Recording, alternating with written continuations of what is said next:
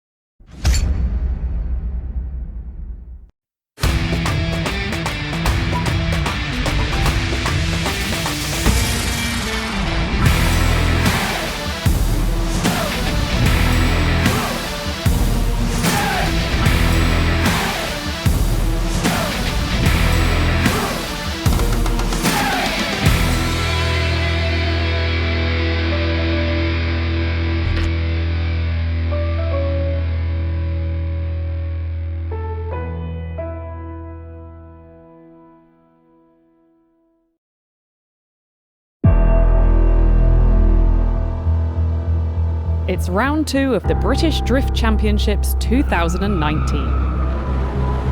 Last round in Teesside saw lots of action, with favourite Luke Barker finishing just off the podium in 5th place, with the top step taken by Josh King in his E36. With 5 rounds remaining, the championship is still wide open.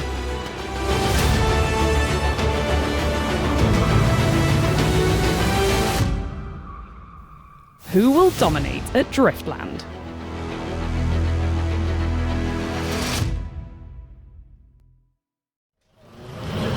Well, welcome back, ladies and gentlemen, to round 2 of the 2019 British Drift Championship. You're joining us here live at what can only be described as a very, very damp Driftland circuit, Europe's only custom-built circuit. My name is Ian Waddington, and I'm joined, as always, by Sarah Hall in the commentary tower. Sarah, we see a very dry, a very smoky and fast qualifying session, but unfortunately at the end of that qualifying session, just heading into our pro practice, the weather came and changed it, and really, levelled the playing field, shall we say.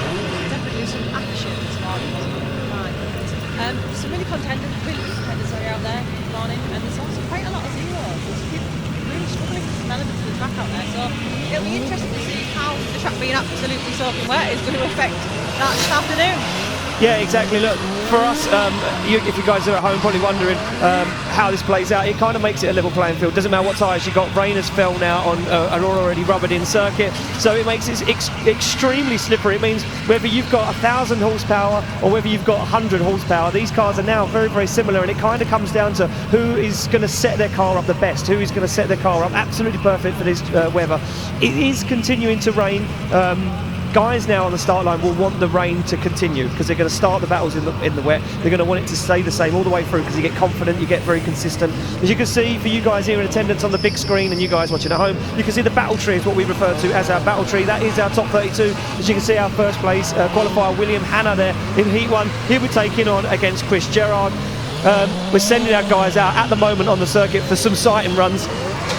You might ask, what is a sighting run? Well, these guys did practice all morning and qualifying in the dry, so they're going to want to know what the track conditions like in the wet. So we've given them, only fair to send them out for one run each to feel the conditions in the wet. It's a lot slower. It makes it very, very challenging. It definitely does. And are these guys changing tyres as well for this type of condition, or do they run the same? How does that work? They'll mostly be running the same sort of tyres, very, very low tyre pressures. All of our guys in competition, or 90% of our guys, we're running a semi-slick tyre on the back of their race car anyway. So they will drop the pressures as low as they physically can. Some of these guys will probably be down to about 8 psi in these tyres. Shocks are all the way off on full soft. Some guys will be removing the roll bar. Some, the experienced top level guys will probably even be making some alignment changes, dialing a little bit less camber into the back of the car, dialing a little bit of toe in, just to give that car a little bit more grip, just to try and give you a competitive edge. As we see the final two guys just running around the circuit. And as soon as we get these sighting laps done and dusted, we will head down to the start line for the first battle of our top 32, and we will be non-stop rolling all the way through to the podium until we have a winner here at round 2. And Josh King was one of the guys, Sarah, that was a big name, a big hitter at round 1, won the event. He looked very, very good earlier in practice, coming in with his second car. He had engine failure in his E36. So he got together his second car. He made it here this weekend. He put one qualifying in. He did get himself inside the show. Unfortunately, suffering some problems with that car earlier on. Yeah, he didn't score as well as we would like to have hoped, but he's got himself through, which is the main thing. So he's got everything to prove now and everything to push for. Exactly, yeah. He qualified in 15th position. Heat 10, he's up against Will Gibbs. Will Gibbs drives he drives an E36 with a 1.5 JZ under the bonnet. But again, it's kind of a level playing field now. It comes down really to the guy who's got the most confidence in their car, who's going to set their car up the best. And as you can see on the line, we have Nick Brady there, and we are almost to the end of these guys. Yeah, Nick Brady there and David Curtis. Just getting lined up, so we're almost ready to go. Yeah, these guys, like we say, we're sending them out for just a sight and run, just so they know. Gives them an opportunity as well. If we wait until their battle, then we have to send them out, let them have a sight and run. And then once they come back, they have to then adjust tyre pressures. So we're letting them go out now, test the track surface, get a grips with it, adjust their tyre pressures before their battle.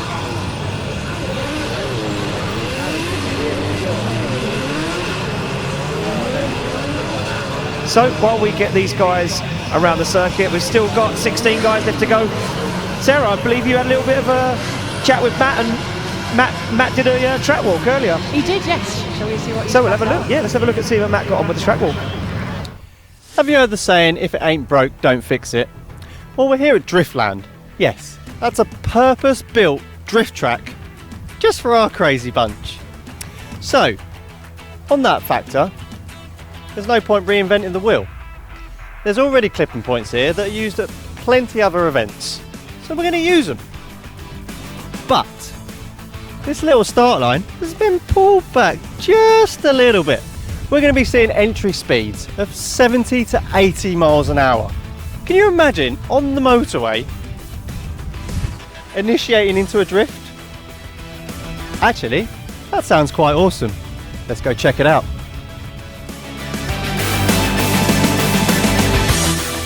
So we're here at clip 1, next to this lovely solid concrete wall.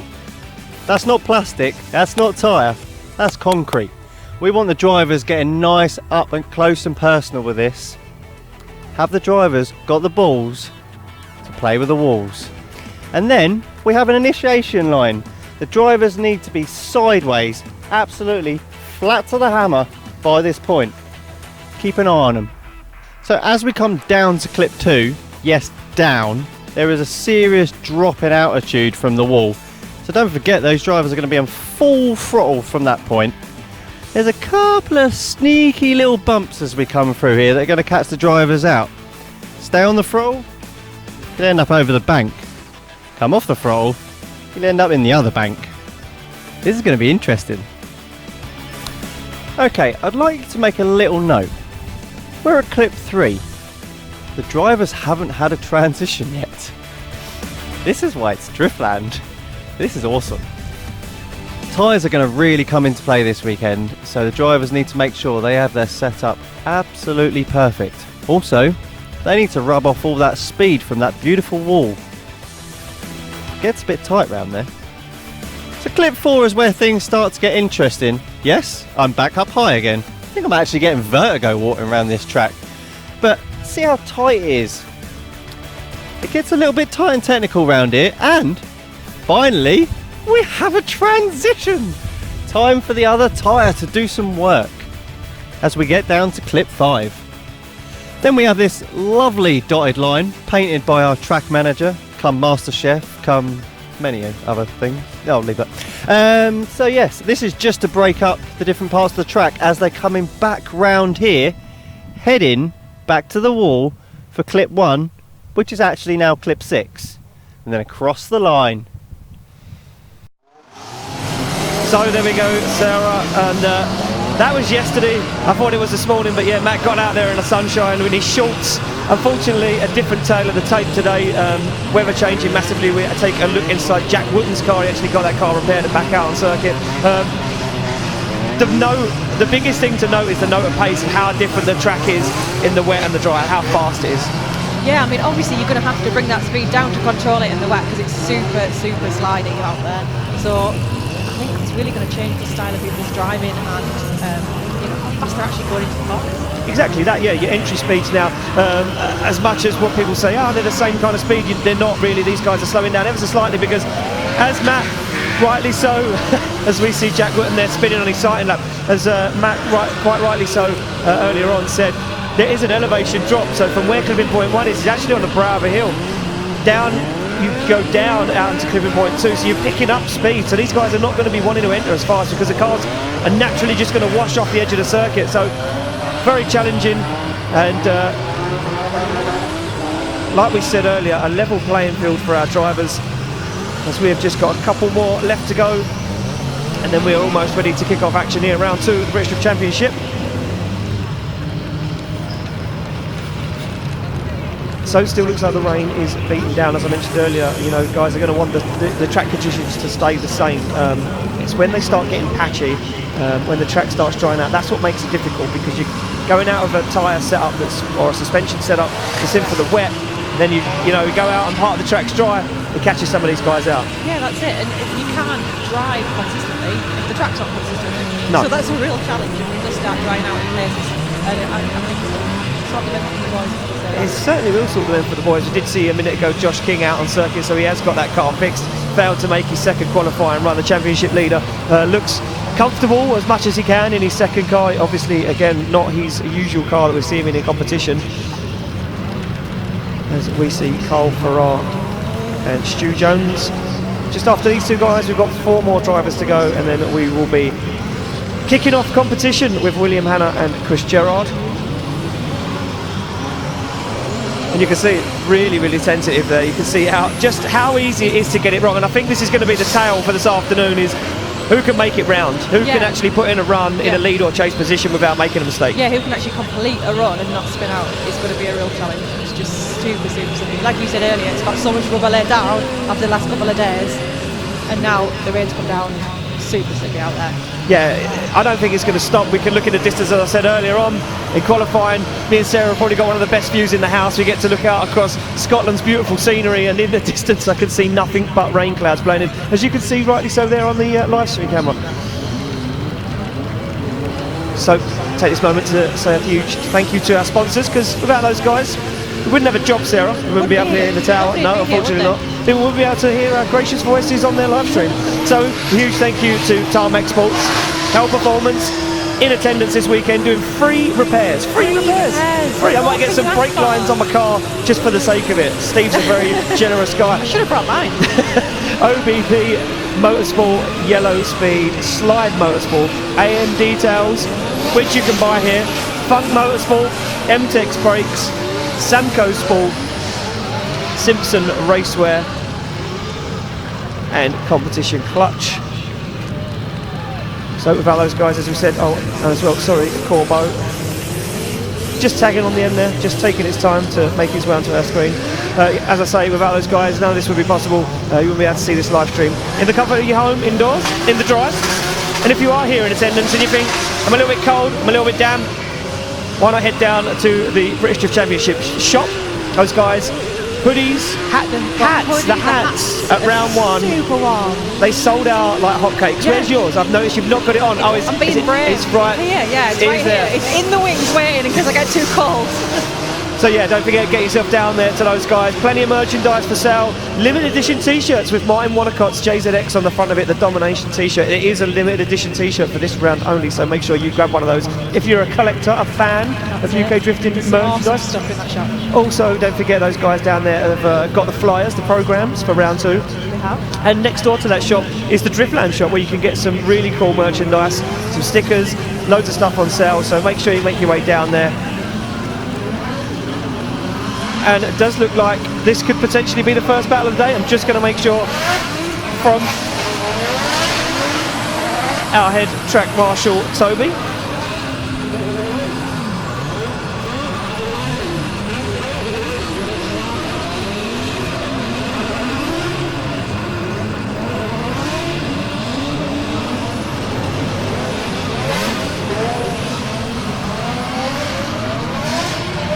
So just trying to get confirmation, Sarah, if that is the first run of the battle or not, or if Willie Hanna and Fitzgerald there thought, you know what, we'll have a cheeky little another test run. Extra goal, sneaky test run there. It's been a while. So as soon as we get confirmation for you guys, we will let you know. As you can see, looking very dreary now, a very different sight to yesterday on the drive up. It was glorious sunshine, and everyone enjoyed a very nice day out in the sun here at Driftland. It did, it was glorious. It was warm, it was lovely, and now, yeah, good old British weather. Good old British river, good old British river.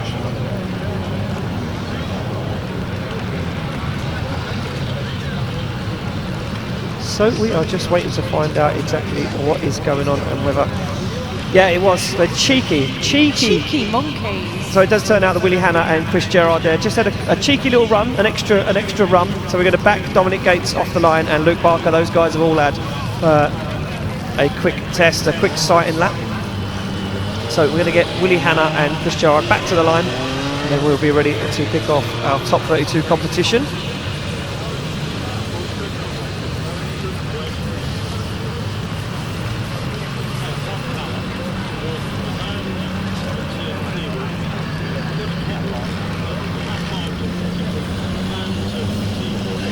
So yeah, you can just see Willie Hanna there at the back of the queue, just turn around, and then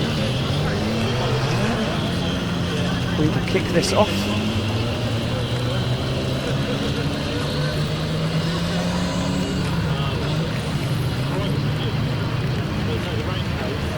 So making his way back to the start line, it will be William Hanna. And just taking a look through the notes here, the battle tree, just having a quick ganders of who made it through and who didn't make it through. Doesn't look... Oh, Stuart Ardsley. So our Stuart Ardsley, our Drift Cup driver, made it in the 26th position. The only driver to qualify from Drift Cup, made it into the BDC Pro-Am class. So now he is a BDC Pro-Am driver. So be happy with that result. Unfortunately now he leaves Drift Cup family, leaves all those guys behind, and he enters the world of the big guys. And there he is in that E36 touring McGuire Motorsport car. Yeah, everyone cheering for him. Yeah, so much support. Even in the wet, the Scottish fans are the best. Let me tell you something. They are the best. They always cheer. So there we go. Willie Hanna warms his tyres. So does Chris Gerard. And this is for a spot in the top 16.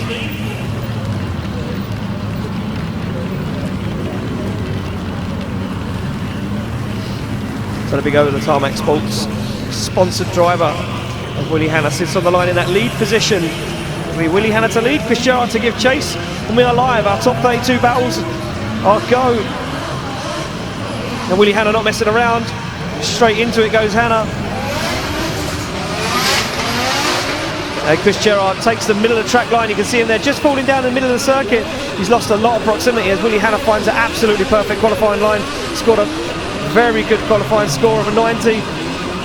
So we know this guy's quick and has a perfect lead line, giving Fitzgerald all the opportunities to get nice and close in proximity, but Gerard not taking that chance to get close as they bring it across the line. And Fitzgerald not doing a bad job at the end of the run there, but just at the beginning fell down, was in the middle of the circuit. Yeah, he left too much of a gap really, didn't he, at the beginning? He was just dropping back and not quite keeping as much as he could have done. But I appreciate the conditions are pretty difficult, so people are still finding the feed with the grip levels out there. Yeah, exactly that, and he sacrificed the line quite a bit to get nice and close, but unfortunately the judge is going to mark him down more than that. They did say in briefing that if you haven't got the proximity, they would rather you stick to that qualifying line rather than make a big dive across the track, make it look scrappy and try and gain proximity. Stopped him around there back on the start line. It will be now Fitzgerald to lead and Willie Hanna to give chase. And Willie Hanna will be looking for Fitzgerald to give him the best possible lead run he can. Thumbs up from both the drivers and they are good to go. This is for a spot in the top 16. Willie Hanna tagging onto the back bumper, just what the judges wanted to see from initiation. Was the chase car directly behind the lead car. And look at this, Gerard very low down the bank, didn't get out to that wide line. Does make his way out to outer zone 3 though. Willie Hanna now starts to make the mistakes in that chase position. As they transition back, Hanna falling back ever so slightly. And just no proximity from Hanna, but was he playing a safe game? Was he trying to, just give Gerard some room there to make a mistake potentially? Decision is in. Carl, no messing around. 1 vote for Willie Hanna, and there we go. 3 votes for Willie Hanna. Willie Hanna gets the win and advances through to the top 16.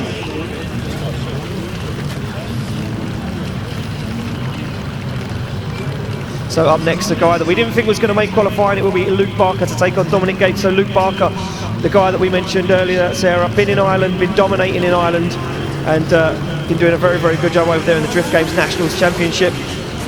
He got it done in 1 qualifying run. He did. He's a really impressive driver. I mean, even from round 1, I'm still blown away by his driving. So yeah, brilliant. Can't wait to see him out again. Yeah, very, very impressive run from Luke Barker in his first qualifying run. He goes up against Dominic Gates. And Dominic Gates in that borrowed Nissan Skyline R34 as the rain now starts to get a little bit heavier. So could this make conditions even more difficult? As the next battle is pulled to the line.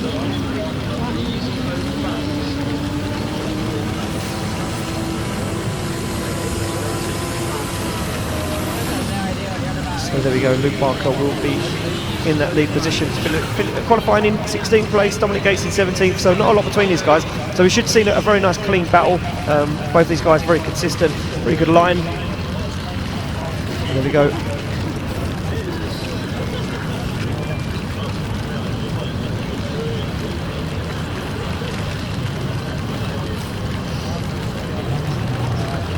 So off the line, Barker to lead, Gates to give chase.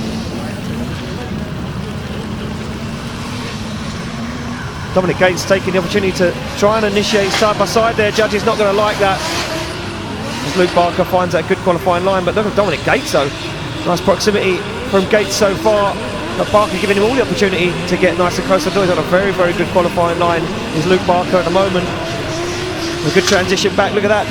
Dominic Gates, very tidy job there in that chase position. Barker going very, very wide because of wobbling from Gates. He just about holds onto it, but almost over rotates, just catches himself out there and a little bit of steering lock, but good run from both those guys in that first half of that battle. Gates had the pressure on him there, didn't he?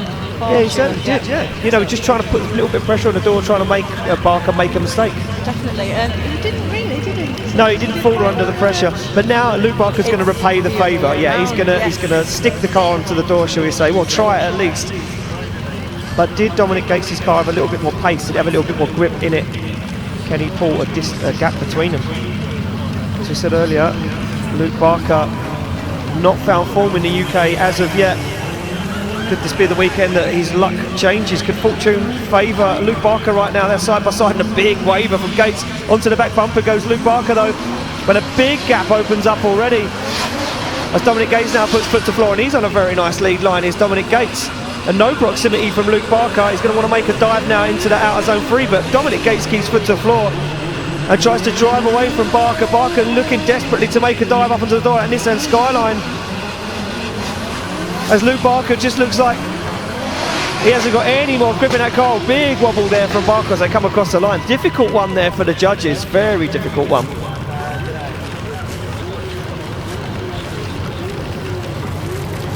So decision is in who is going to take it through to the top 16. Will it be Gates, will it be Barker, or will it be a one more time?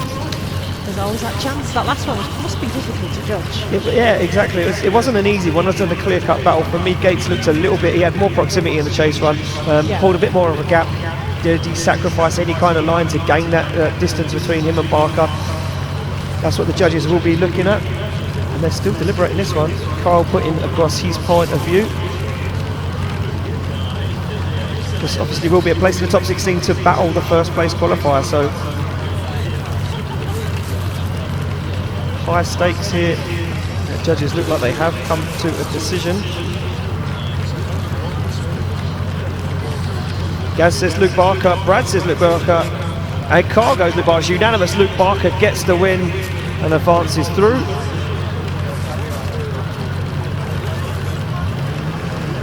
And Luke Barker gets the win. I'm just going to quickly throw it over to our head judge, Brad McQueen there, if we can have a word. Oh no! He's busy having a chat. He can't talk to me at the moment. He's put his hand up. He said he doesn't want to know me. He said no, not at the moment. I'm talking. Leave me alone. Fair enough, not a problem.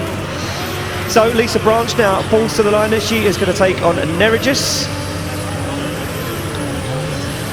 and two pretty similar machines here. Yeah. Two Nissan Skyline R33s. One with one JZ under the bonnet. One with an RB25. I do believe. You've got the notes there? Have you got the notes there? You should. The notes are all They're somewhere. They're somewhere. We've got too many people in this one. It is an RB25. So there we go. Sarah with all From the what I info. remember. From what you remember, Yeah. it's RB25. She may well correct me on that if I'm wrong, but yeah. Oh, the internet will correct you. Yes, Not a yes, problem. that's it. So Lisa Branch sits in that lead position, and Nerigis to give chase. And Lisa Branch. Look at that from Nerigis. So on the back bumper, he knows he can't let Lisa get away. A tentative entry from Lisa Branch. She's got a very nice line though so far. She starts to pull away from the Lithuanian lunatic team member Nerigis, and look at Nerigis, nowhere to be found in this half of the battle so far as Lisa puts foot to floor. Looks like the young lady could take this one away, as Nerigis just does not have any form of answer for the pace, as Lisa gets on a perfect line, just sacrifices out of zone 6 and runs across the line. Nerigis not even in that battle. And couldn't even keep up with her there at all, so this would be a really interesting one to see how it would fare when the turns are turned. And see if she can now keep up with him. Maybe he's playing it safe, and then he's going to disappear when she tries to chase him. I don't know. I think this could play in the other way around. I think that Lisa's got more pace in that car. I think we could see Lisa nice and close to the door. She gives a nod over. Lisa Branch qualifying in 8th position against Nerigis' 25th. So it just goes to show you Lisa on a very nice lead line there. Yeah, she's slugged. And Lisa off the line, looks like she just couldn't get any pace down. Nerigis now pulls a bit of separation on initiation. He's on a very mid line. He's going to sacrifice out of zone, just about washes out to outer zone 2. But now Lisa not in this fight whatsoever, as she starts to shallow up the angle or shortcut the circuit ever so slightly to try and gain some proximity onto the door of Nerigis' Skyline. And just one more turn to go for Branch as she starts to reel in Nerigis, and across the line they go. That one again, another difficult decision for the judges. Good thing to know that we're getting clean battles, you know, not a lot of these guys spinning. It's very, very clean, making it simple-ish for our judges, should we say. I wouldn't want to swap jobs. Not that simple, is it? Not that simple, no. No. Who's going to take it through though to the top 16? Will it be Lisa Branch or will it be Nerigis? Look at Nerigis, cool, calm and collected with his sunglasses on there. Carl says Lisa Branch. doing on the split? God, the suspense is killing me. Oh, Brad says one more time. Gaz Taylor says.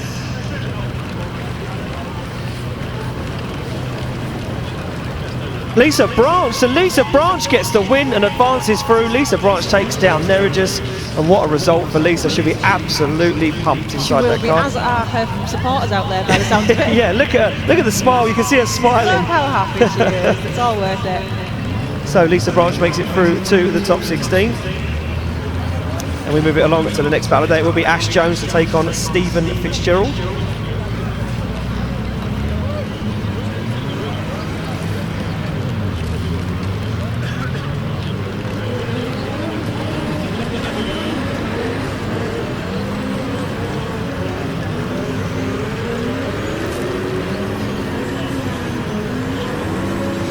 So there we go, Ash Jones to lead, Stephen Fitzgerald to give chase. Now Stephen Fitzgerald comes from a place where it always seems to be raining. Is that here? No, Ireland. So Stephen Fitzgerald should be like a fish in water. You should love this. And I do believe that Stephen Fitzgerald, last time I see him drive in the rain, was incredible. I'm looking forward to this. So we're looking forward to this, but Ash Jones, he had a very, very good technical qualifying run. And look at that from Fitzgerald in the background. You can see him dancing all over the circuit as Ash Jones fires in at that E36 BMW. Nice and wide line there from Jones. Stephen Fitzgerald, though, again, another driver, no proximity whatsoever. He needs to really stand on it now. Otherwise, he could find himself out of top 32 already as they transition back into the middle of the circuit.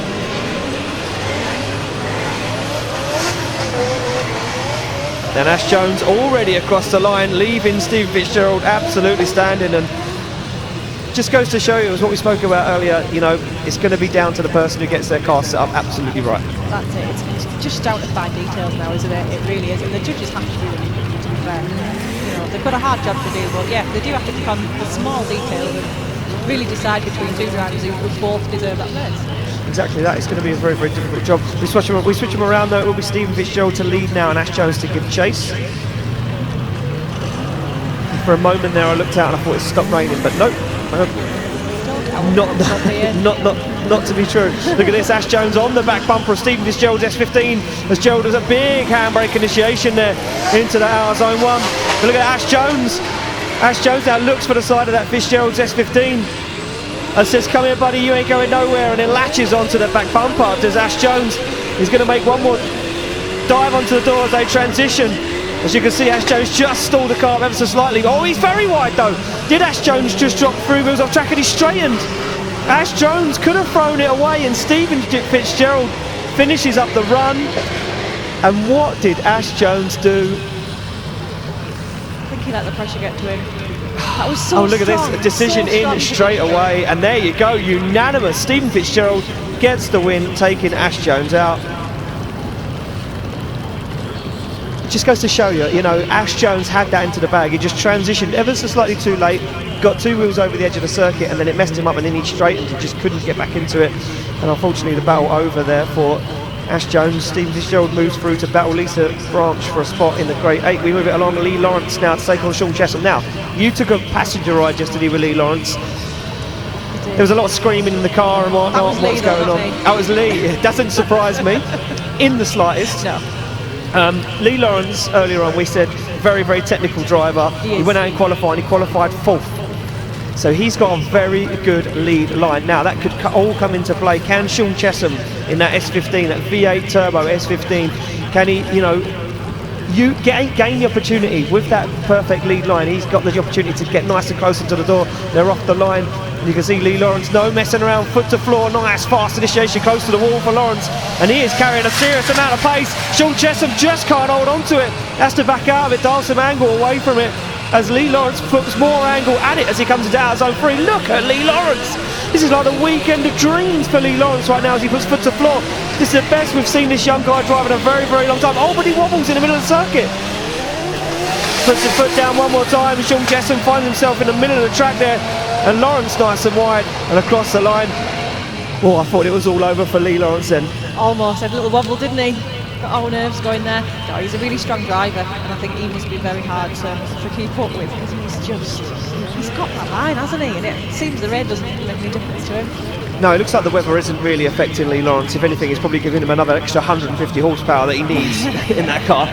He did a very good job there. Apart from that little wobble in the centre of the circuit, I'd say it was a very, very good lead. I'd say maybe a slight advantage to Lee Lawrence. I'm not a judge, I'm just putting my opinion out there. Yeah, I'm not the judge, so we'll leave them to make that decision. But we do have to swap them around, and it will be now Sean Chesham to lead and Lee Lawrence to give chase.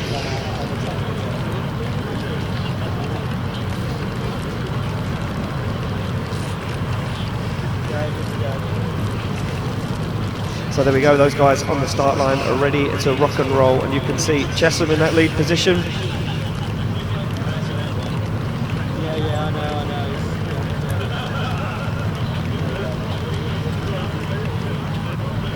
The rain just playing absolute havoc this weekend. It's relentless. It's got warmer though. In the last couple of minutes it's got ever so slightly warmer, so I wonder if it could stop raining. I don't know, I'm not sure about the temperature rise. I think that's just you. Just me. I've climatised, is that what it is? Yeah, that's it. I'm still cold. As are the absolute legends of fans that are out there in the ponchos. The Yeah, emergency massive shout out ponchos. to all the fans that have come out this Yeah. weekend to support UK drifting and you know, put on some support for our drivers. Those guys, Definitely. you know, they do it for the fans. They do, and you know, thank you guys for standing in the rain and watching them and supporting them and not disappearing when the sun goes in. So it looks like these guys got a little bit mixed up with each other, and there we go, a quick replay. Judges want to see a replay of that one. And look at Sean Chesham, absolutely 90 degrees to the track. Was it 2 wheels off circuit? That's what the judges wanted to look at on the replay. Did Sean Chesham drop wheels off? Is it a 10-0 advantage to Lee Lawrence? This is where Lee Lawrence made a small mistake. In the middle of the circuit, you can see here, look, little wobble, has to reinitiate. Judges going to be looking at that one. But apart from that, from Lee Lawrence, a very, very nice tidy run.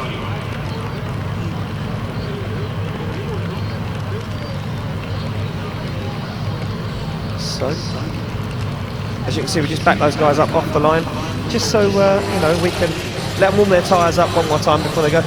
You're putting the gloves on, Sarah. I am. You're putting the gloves on. No messing around. Your fingers are cold.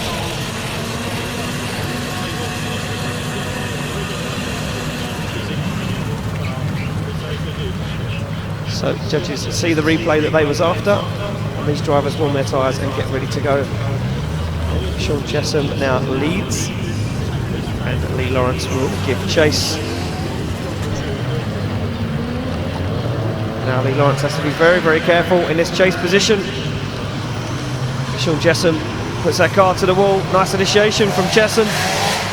No mistakes this time in the lead position, but look at Lee Lawrence finding that proximity now, starts to apply the pressure to the side of Chesham's S15. Look at this from Lee Lawrence.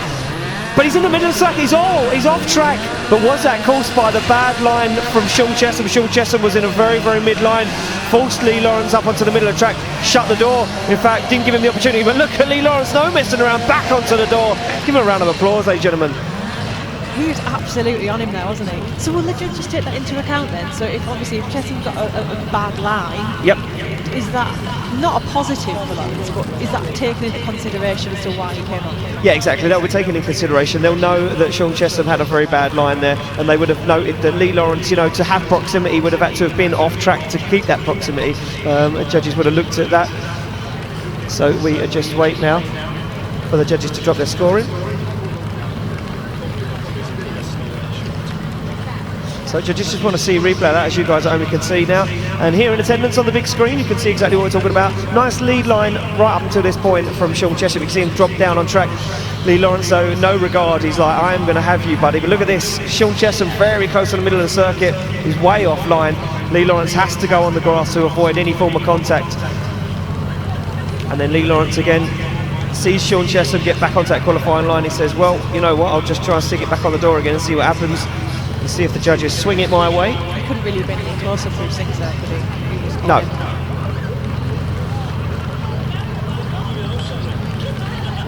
So judges just want to see a replay again of this one. So very, very unclear cut from our judges.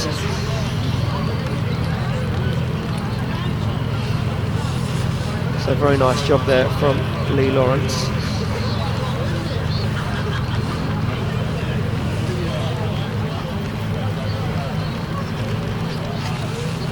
So here we go, look at Sean Chesham comes across, look how close he is to the centre of the circuit. Yeah. Lee Lawrence has to go off track, look how far offline Sean Chesham is. His back wheel should be on this white line at the middle of your screen, so Sean Chesham way offline, because him again in the middle of the circuit, he washes out wide to outer zone 4, but by that point Lee Lawrence had already taken 4 wheels off track.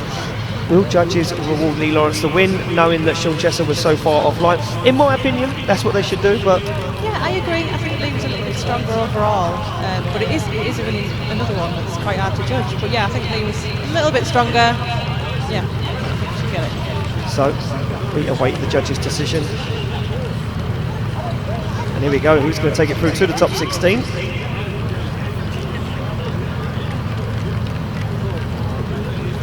Slide them left for Lee, slide them right for Sean, and there we go. Brad and Gaz vote Lee Lawrence, and Carl makes it unanimous. Lee Lawrence gets the win and advances through. Unfortunately, Sean Chesham shutting the door, pushing Lee Lawrence off track. So we move it along to the next battle. As you can see, Lee Lawrence in the car just congratulating Sean Chesham.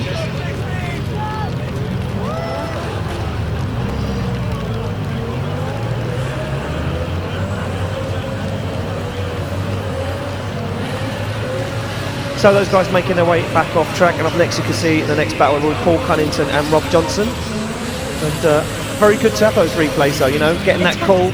And judges, you know, judges have got a headset with a microphone that goes directly straight down to our production crew in a van, and they can say forward, backwards, pause it, rewind it, flip it. Frame by frame. Frame by frame. frame. Look at every little detail, Exactly can't they, to that. see what exactly happened. So we're up next off the line. It will be Cunnington to lead out Johnson, and Rob Johnson, the unknown entity, is a wild card.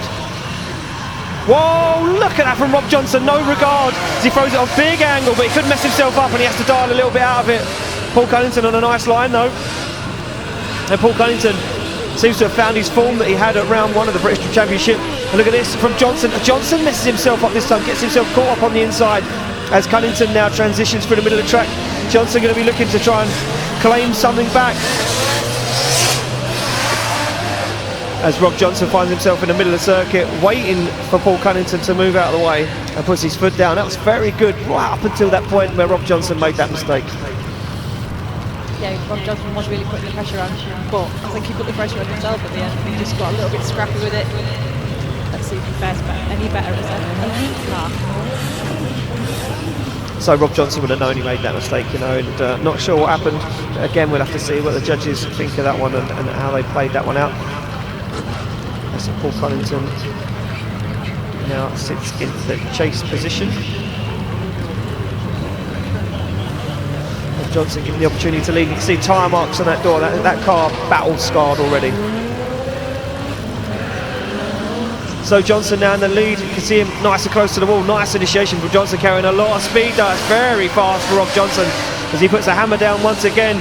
And Paul Cunnington now seems to be left. Can he keep up? Can Johnson hold it on circuit? He certainly can't as he drops a wheel into the gravel. Rob Johnson though keeps in it. He won't go down without a fight just yet. Paul Cunnington keeps his cool, sticks to that qualifying line, what the judges were asking for in the briefing. As Rob Johnson's in the middle of the circuit, he's going to have to wash out very wide to get back onto the wall. Just about makes it and tags the wall as he finishes the run. That was a lot stronger as the lead car, but like you did point out straight away, he was carrying a lot of speed through that corner, and he did. He dropped the back wheels off. He should have brought that back a little bit. Reined just it in. saved it. Yeah. It's Rob Johnson though. He doesn't do anything less than 200%. He did say he was a wild card. He is a wild card. So both guys eagerly wait in their car for the decision.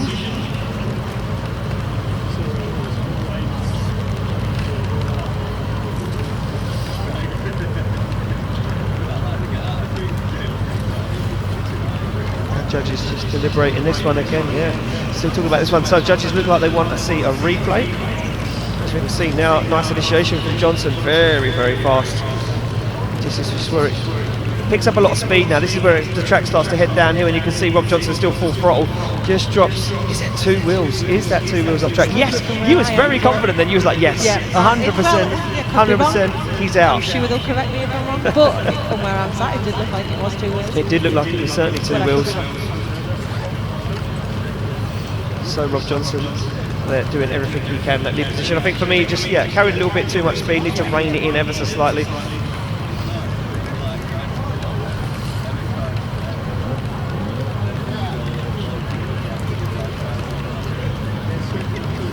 Judges deliberating.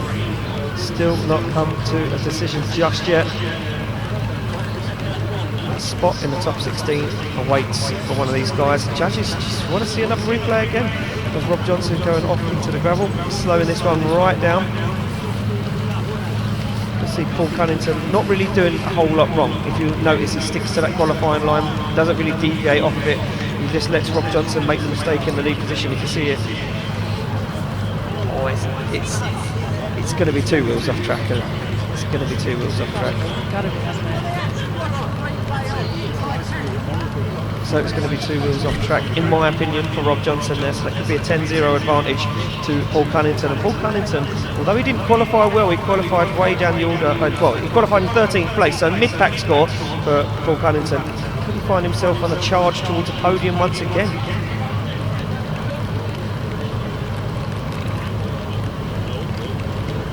So here we go, decisions in. Look at that, Gaz straight away, no messing around. Gaz, Kyle and Brad make it unanimous, so Paul Cunningham gets the win. Rob Johnson, yeah, dropping wheels off the edge of the circuit there, Sarah. We're hearing in our ear now is not deemed drifting, unfortunately, so Unfortunately not. the weekend over for Rob Johnson, and Cunningham gets the win. We move it along to the line for our next battle, which will be David Curtis to take on Nick Brady. Paul Cunningham, yeah, absolutely ecstatic. Yeah, he didn't have the best qualifying session, and he knew, it was going to be very difficult to get up into that top 4 once again, but the luck seems to have fallen in Paul Cunningham's hands this weekend as he now moves through. So David Curtis up next to take on Nick Brady. Nick Brady qualifying in 28th position, not having the best qualifying session. David Curtis did a very, very good job. Put that car on the wall, no messing around. Can David Curtis, 5th place qualifier, make his way inside the top 16?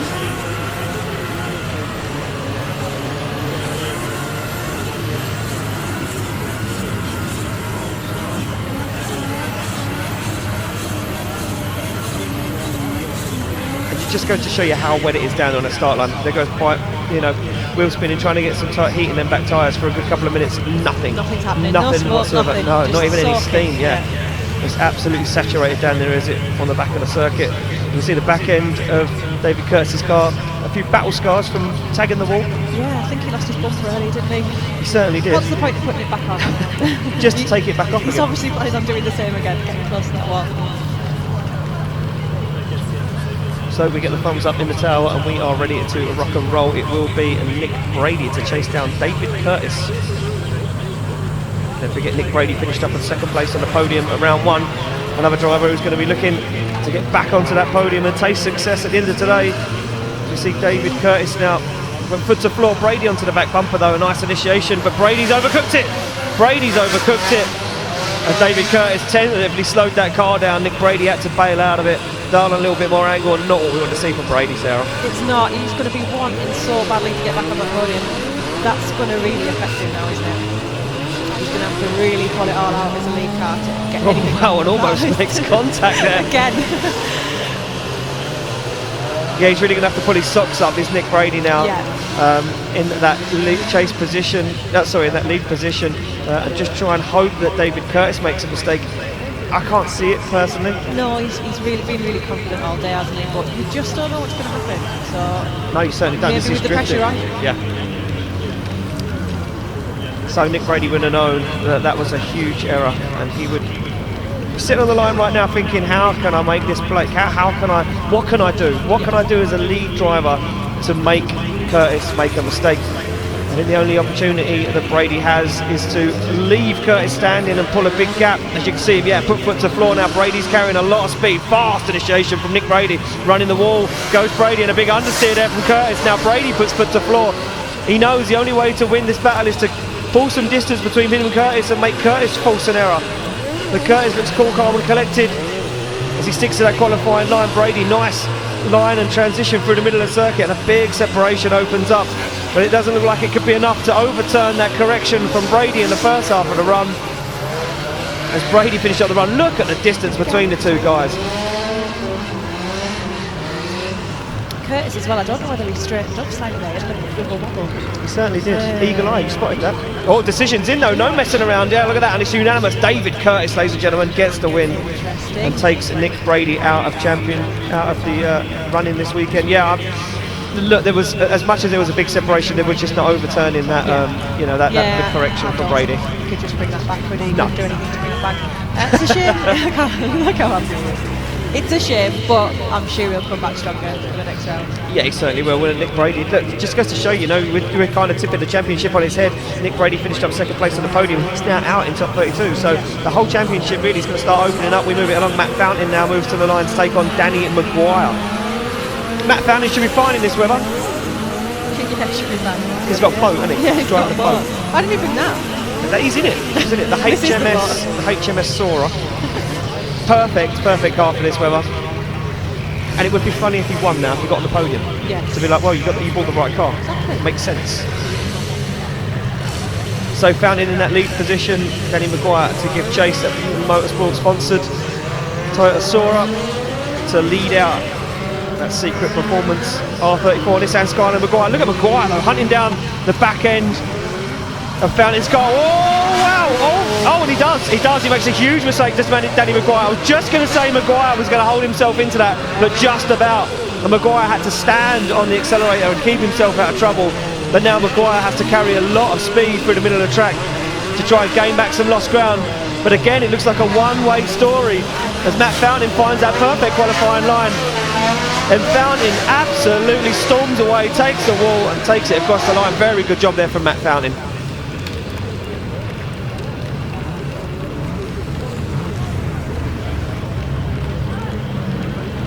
You've definitely seen McGuire go a bit better than that this morning.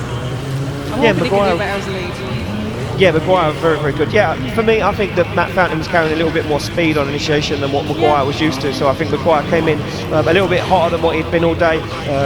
Dialed on a lot of angle, tried to save himself, had to stand on the accelerator and just keep himself out of the gravel. But unfortunately, by that time, Matt Fountain has started to drive away. Matt Fountain now sits in the chase position. He's in the stronger part of the battle now.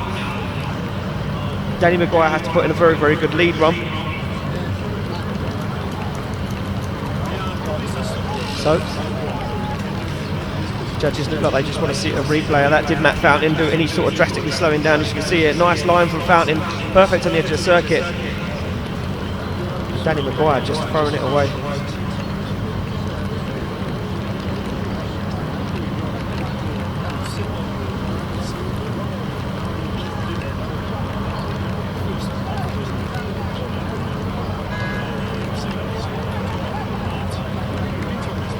So Danny McGuire there, you can see, gets back onto that qualifying line, but looks like it's almost too late, Sarah. It was on that one, unfortunately.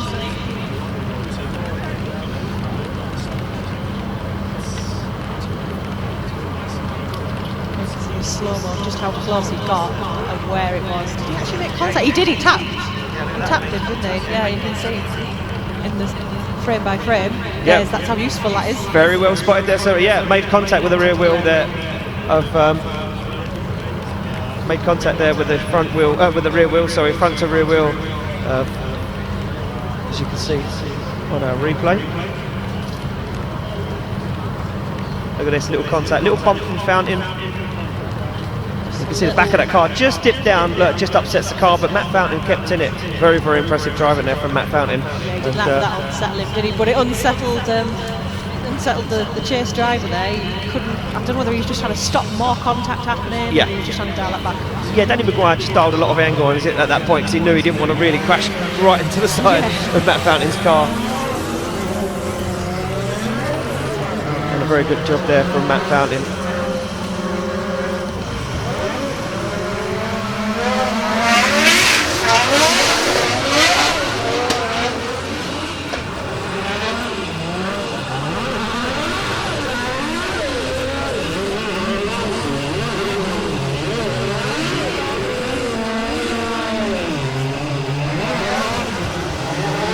So just looks like we're catching the end of this run. Slight technical difficulty with our camera there, and you can see Matt Fountain very close on to the back end of that R34 Nissan Skyline. Not sure if we're going to see a replay of that at all.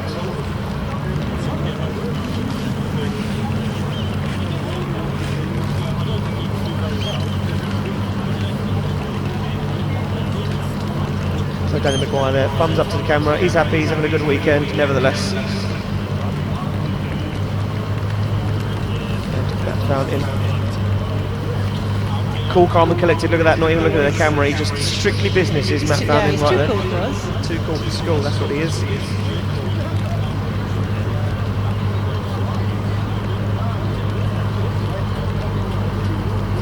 So you can see that bumper hanging down. Yeah. Might have touched the wall there. Just slightly missing a rear light. So decision is in for that battle, and who is going to take it through, Matt Fountain or Danny McGuire?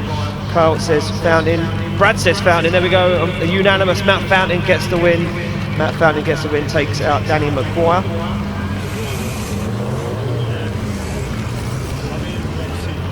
So that's one half of the bracket done and dusted, and we move over to the second half right now.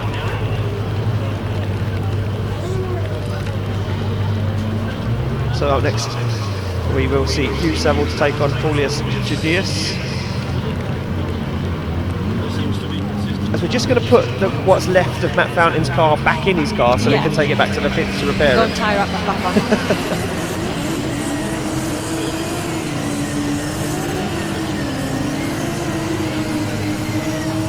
So there we go, Hugh Savile now to take on Paulauskas. And Paulius said to me, he said, how many drivers are there this weekend? I said, we're looking at about 45 drivers in our prime class. He said, easy. That's confidence for you, isn't it? He said, easy.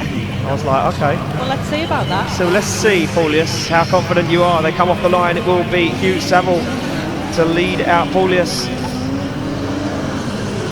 Both cars struggling for grip, but look at this for Paulaus onto the side of that little Karoly, but he's overdone it. He's overdone it. And was there contact again?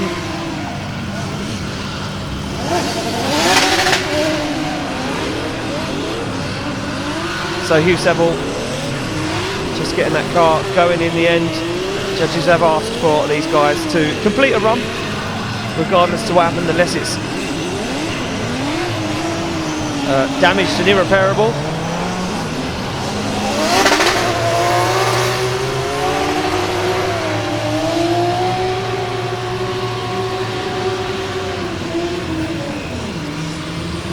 So very, very strange beginning to that run there. As we go back to the start line, and we can see Hugh Savile calling over our start line marshal there. Is he going to call a 5-minute rule? So we can see a little bit of contact on that wheel, ever so slightly. Hugh Savile just loosening the belts. Did you say the jacket?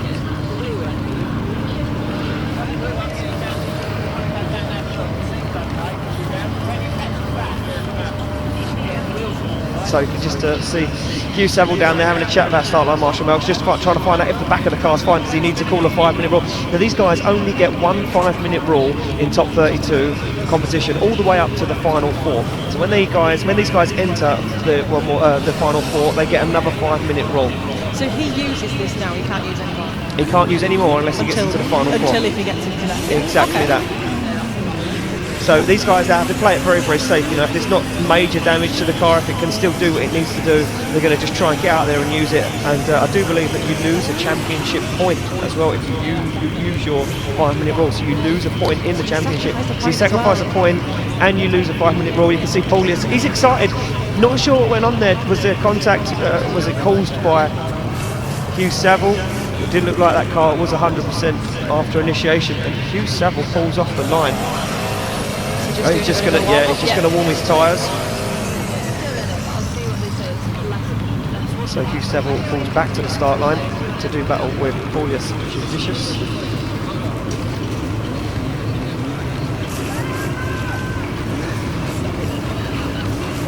It does look like we are ready to go.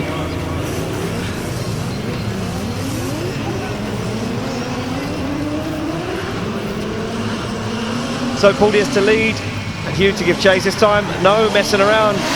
Oh, but he's 2 wheels off track goes Paulaus, and now he's in the middle of the circuit. He's going to pop a wheel up onto that curbing. Oh, and he's very deep again. Now he's in the gravel again.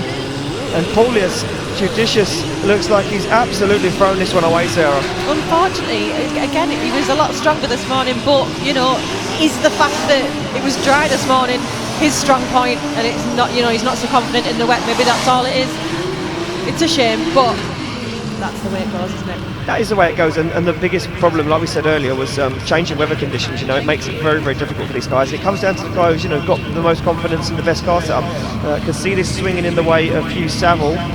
It's seat time as well, isn't it? You need that confidence in your car. Exactly. And how it handles in all weathers and conditions, not just in dry. Especially these guys been driving in the dry for 2 days now. So just waiting for our judges to come to their decision.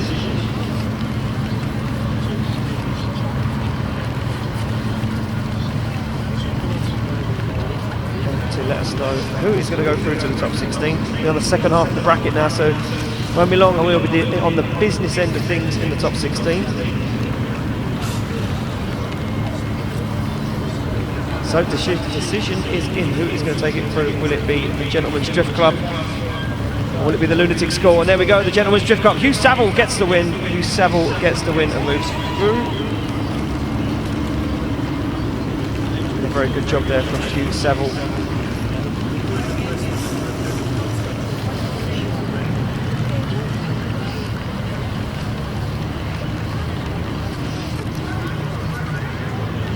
Little camera clean. I think it's needed in this one, isn't it? Yeah, it's needed in this weather, unfortunately.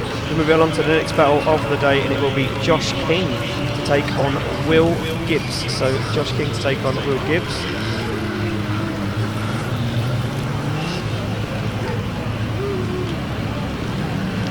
So there we go. Josh King, your current points and championship leader, comes off the line in that lead position. And Will Gibbs slows down ever so slightly to give him some room to manoeuvre now as King puts his foot to floor. Nice initiation. But he's very wide. He's very, very wide. And did King just drop 2 wheels off circuit? Will Gibbs stops drifting though. And that will obviously... and Gibbs spins. Will Gibbs spins. But this will now be a very difficult one for the judges. Well, or a simple one. Depends on the way you look at it. The 10-0 advantage will be awarded to the driver. So the 0 will be awarded to the first driver who made the bigger mistake. Okay. So if Josh King, as you can see, dropped 2 wheels off the circuit, I'm pretty confident there was 2 wheels off the edge of the circuit there, and that's what it did. So Will Gibbs, even though he spun and straightened, he will get a 10-0 advantage. Again, if we lose Josh King in competition at this stage in top 32, that completely changes the championship around. Championship points at stake this weekend. Especially for Josh King as well. Leading the championship. Yeah, leading the championship, and then if he goes out now, he'll be gutted, I'm sure. As we will be as well. I mean, this is quite an interesting one. I like the fact we've got 2 BMWs out at the same time. So Will Gibbs now to lead, Josh King to give chase. And Will Gibbs, a very tentative initiation. He knows that track condition is not getting any better. He finds that perfect qualifying line. And this time both guys make it safely around the first turn. You can see now Gibbs starting to put foot to floor as Josh King looks for the side of that E36 BMW and attempts to dive up into the door. Will Gibbs again nice and wide onto that perfect qualifying line and finishes off the run. Very, very nice job there from both those guys. Yeah, they found their feet in that second one for sure, but that still must be a really hard one to judge going by the first one. Yes, yeah, unless it's a definitely to put those 2 wheels up, and then I guess the rules are rules. Yeah, rules are rules, and the judges are the guys that implicate them. I think Josh King knows. Yeah, I think Josh King knows.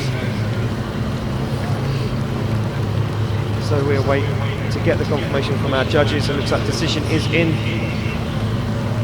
And there we go, ladies and gentlemen. Will Gibbs gets the win. Will Gibbs gets the win. Yeah, knocks Josh King out of competition. So there we go, big upset in the championship straight away. And the championship now, our first and second place, completely out of competition. The championship all now starts to get turned on its head. It's completely wide open, isn't it? I mean, you think, that guy's done really well in round 1, I bet he'll do really well in round 2, and it can all just change so quickly. Yeah, certainly can, especially when you're in a different car, changing weather conditions from what it was earlier to what it is now. Up next will be a Robbie Begone to take on Stuart Adsley. So Stuart Adsley, our Drift Cup driver, earning his licence this weekend. Robbie Begone, that little BMW 1M. And do you know what? Earlier on, I would have called this and said that Robbie Begone for me was the faster guy, probably the guy that would have took the win over this. But right now, with the weather playing in the hands of the underpowered cars, I'd say Stuart Adsley had a very, very good chance of taking Robbie Begone out of competition. Look at the camera, you can just see the rain beating down here at Driftland. again, thank you to everyone that's come out to support your local event, or even if you're not local, if you've travelled to be here this weekend. Yeah, travelled from near and far to get here, so yeah, thank you everybody. Standing in the rain, supporting all your drift pals, it's great. So off the line, Begolo to lead, Adsley to give chase. Oh, look at these guys. Look at Adsley onto the back bumper of that little BMW 1 Series and almost initiates before, but he's overcooked it. And now he has to dial the angle out as Begolo puts foot to floor. And Robbie Begolo shows experience over the youth right now and says, you might be an up-and-coming driver in the UK, Adsley, but look at this right now. I've been around a long while. I know the ropes. And now Stuart Adsley finds himself hanging on to the back of that. Look at the distance of separation.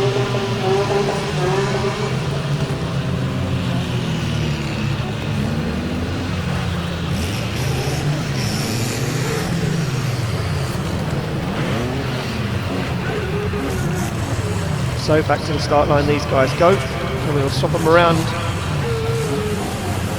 Robbie Begolo now will give chase, Stuart Adsley to lead. Adsley now will be doing everything in his power to try and overturn that one. Look at that big initiation from Adsley, sideways from the brow of the hill. But look at Robbie Begolo, onto the door he goes, that BMW E36 Touring. Incredible chase driving right now from Robbie Begolo as he shallows up the angle to keep the proximity, dials it back on again as they come through into outer zone 4. Robbie Begolo's going to try not to get himself caught, and he certainly doesn't as he makes one last dive, shallows up and shortcuts the circuit, but gains that proximity, jumps back onto the door and says to the young gun, look who's here. What an incredible drive from Robbie Begolo. That was absolutely fantastic. That's what drifting's all about. That's what we're here for. That's what we needed. That was absolutely brilliant. The weather has put a little dampener on it, you know, it slowed the action down massively, but Robbie Begolo said, oh guys, I'll brighten it up for you. Yeah, watch this. Watch this. Hold my beer. That was one of those moments. I hope he's not drinking. No, just lemonade. He's not, just lemonade. Yeah. Okay. Just till he's finished. I'm sure he'll celebrate later on. He's Scottish. It's got to be Iron Oh, Brew. okay, yeah. Definitely Iron Brew then. Even the judges were applauding that one. Yeah, so it looks like the decision is in who's going to take it through. Slide him left for Begolo, right for Adsley. One vote for Begolo. And there we go, Robbie Begolo gets the win and advances through. Unfortunately knocks out the newcomer.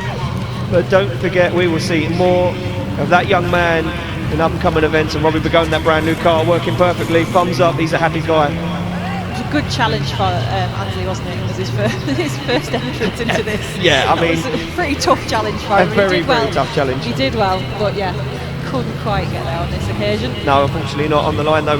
We keep the action going. It will be Philip Hayden now to take on Jack Wootton, and Wootton got that car fixed and back out, ready to go. And the Ed Sheeran lookalike, he's not delivering pizzas this weekend. He's absolutely flying. Look at that big flick initiation from Peter Hayden. Can he hold on to it? He's very wide. He drops the wheel over the edge of the circuit, a big wobble. But Wootton's making huge mistakes behind him. He's in the middle of the circuit, wavering around. As now Wootton lets Hayden put foot to floor and start to pull away. As Philip Hayden glances down to the start line. Oh, and Wootton makes another mistake. Almost drops. Oh, and almost a spin across the line for Jack Wootton.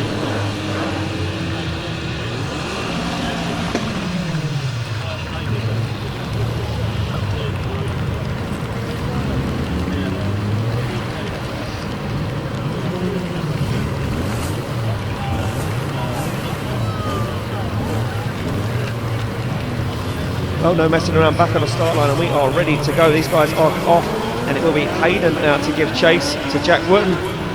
E36 BMW to take on E36 BMW, one with a 2JZ under the bonnet and one with an M3. Oh, but Wootton's overcooked it massively! And a very good save there from Philip Hayden.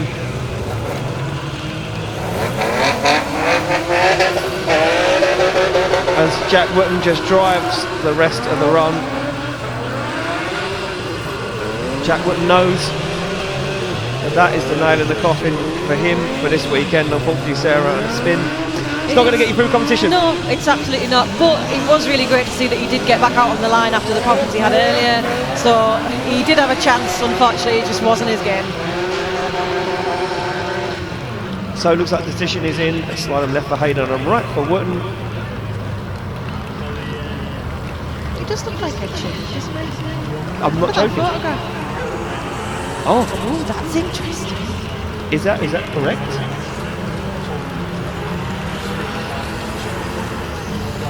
Also, we need to get a little bit of confirmation on that one to make sure that was a one more time or that was a decision one way or another. I'm just going to quickly fly over, find out exactly what happened there.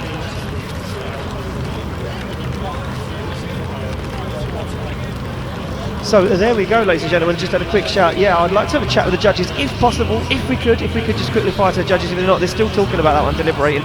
It is a one more time, so it is a one more time. All three judges all voted the same way. So it does look like we're going to have a chat with Gaz Taylor. So Gaz, one of our judges. Gaz, tell us exactly what went on there. Basically, on the first run, Philip Hayden dropped 2 wheels between click 1 and click 2, right down in front of us. So he was already the first car on that run to have a 0. Then when we switched him round, obviously Jack Wootton on the same corner also spun, being the first car getting a 0-2, therefore going one more time. So there we go, Sarah. It was 2 wheels off track for Philip Hayden, and then a spin for Jack Wootton. Mixed reads one more time. No need to go back to the pits to grab tyres. No need to go back to the pits to grab any race fuel. We're back on the start line and ready to go with a one more time. And hopefully we can get a clear battle out of these guys.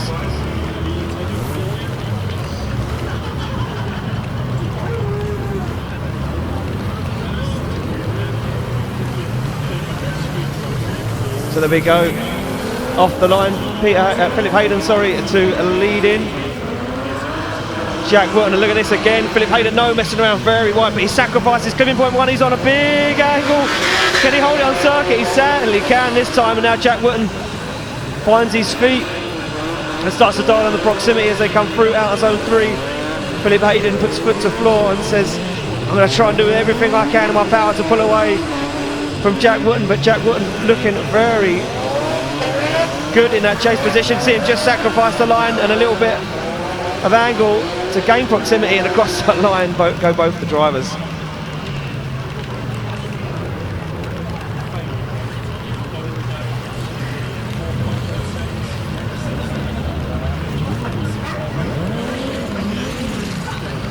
So back on the line, turn them around.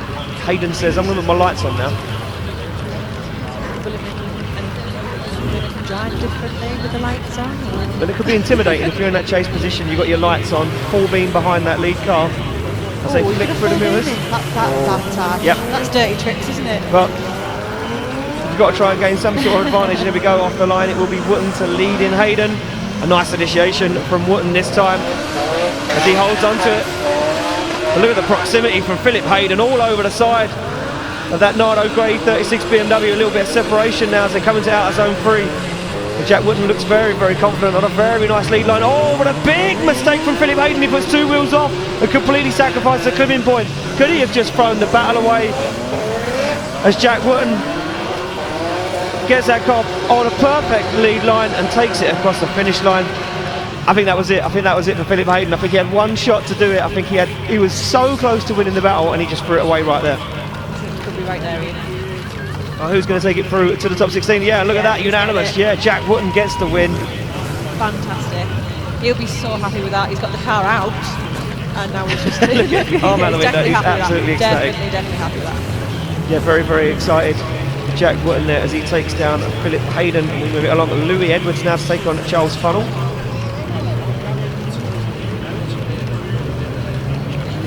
So Louis Edwards in that E36 BMW. Mentioned earlier on he had a very good qualifying line. That good, he qualified 3rd. Charles Funnell though, way down the order in 30th place. He only had 1 run to get it done. He really had to put it all out on the line. Broke a drive shaft in the first qualifying run. Didn't even really make it off the start line. Had to go back to the pits to get that car fixed. Did it in the second qualifying run. What's he got now? As he chases down Louis Edwards. And Louis Edwards for me is going to be the guy that shines in this half of the battle. I'm not counting Funnell out of the battle just yet, but Louis Edwards has been on form all day, and your 3rd place qualifier absolutely flying. Perfect lead line at the moment for Louis Edwards. As you can see him get nice and deep out. So look at the proximity difference between these two guys. Charles Funnell just can't find the grip to keep up with Louis Edwards, and this is where it comes into play when they swap them around and Louis Edwards chases. We can see that young gun, that 17-year-old guy, all over the side of that Toyota Corolla. I hope we do. I'm hoping for it. I want to see some action. You want to see some action? There's a few two drivers a little bit too far away from our liking today. I think the biggest thing that everyone's doing, I think, why these battles are not lull, but I think they're very tame, is, you know, the weather conditions aren't helping massively. I think everyone's trying to be very conservative. Of course, yeah. They're trying to hold back a little bit. Yeah, they're trying to, you know, wait till they're in the Great 8 before they put on a show. It's not what we want. I didn't travel all the way up the country to see these guys. Driving, wasn't it? Yeah. I didn't travel all the way out of the country to see these guys, you know, put on a mild show. We want to see them door on door. We have stopped them around. It will be Charles Funnell now to lead out Louis Edwards. You can see that, yes, steam off the back of the tyres on Louis Edwards' BMW. Try these tyres, see that? These tyres all running semi-slick tyres. You know, these tyres, you know, it would assume had no grip. Very much the opposite. Very much the opposite. So off the line it will be Funnell now to lead out Edwards. And look at that, Louis Edwards on the back bumper, no messing around. But initiates very late. Charles Funnell drops the wheel off the edge of the circuit. And look at that, no grip in that Toyota Corolla. As Louis Edwards says, oh, I thought you was going to be quicker than that, buddy. So now starts to dial out a little bit of grip. And Louis Edwards again, look, wandering behind. So you have to be very careful now. He's got a lot more pace in that chassis than what Charles Funnell's got. Louis Edwards is going to have to be careful he doesn't catch himself out and force an error. As he shortcuts the circuit, Funnell goes very wide. Louis Edwards just jumps onto the back bumper as they come across the finish line.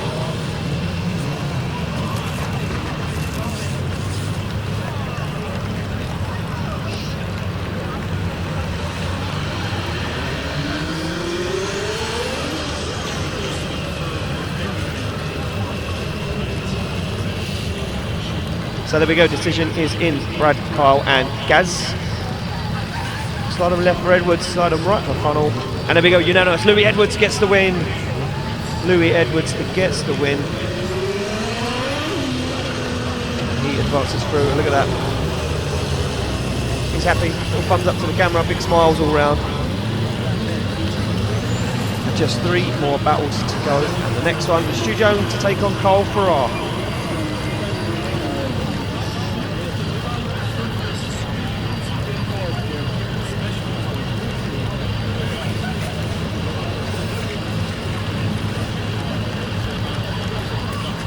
So Stu Jones in that lead position and Fara to give chase. You can see the wipers on full blast now, the rain really starting to fall here at Driftland in Scotland. As Fara has been watching the live stream, he knows that you need to be on that back bumper. The shallows up the angle to keep it on track. Oh, but Stu Jones is very wide. Stu Jones is very wide there, dropping 2 wheels over the edge of the circuit potentially. And now Fara makes a dive again. Cones down by Stu Jones as Fara looks for the side of that competition clutch S14. A little wobble in the middle of the circuit. Jones applies the power but doesn't go anywhere and just waits for Fara to dive back onto the door. The car's just not even moving. As soon as they put the foot down, they're just literally, it's that way out there now. They're just basically doing a rolling burnout. It's really interesting as well when you've got 2 cars that can handle really differently, and you can see the difference in pace as well and grip. So it's making it really hard for Carl there to actually stay on his door, because he's kind of trying to dial it back and not touch him, but he's also trying to keep the power on and get as close as he can. Exactly. And they're at a different pace. Yeah, massive different pace. You could see there that Stu Jones had a lot of wheel speed. Carl wasn't going anywhere. There was no pace. But Fara, like you said, loads of pace in the car. He had to really pedal the car to not make contact. Yeah. So off the line now, Fara. Will that come into play right now for Fara as they go off the line? He leads Stu Jones to give chase. And look at that separation already, Sarah. Just what you were saying, a lot of pace inside that Mazda RX-8, but he now drops wheels over the edge of the circuit. As Fara pulls a big gap between him and Stu Jones. A wobble there though as he gets into that fourth outer zone. Stu Jones looks like he's trying to sacrifice track. Oh, but Fara parks it on the grass. So he's spun. Does that mean he's automatically sacrificed that one? So unless Stu Jones was 2 wheels off circuit in the first half of the run, this is where it gets complicated. It could be a one more time, because potentially it could be a 10-0, 2 incomplete runs, 10-0, 10-0. Stu Jones, he looks confident though. He's nodding his head. He's saying, "I've got this." So the judges see it the same way. Left for Jones, right for Fara.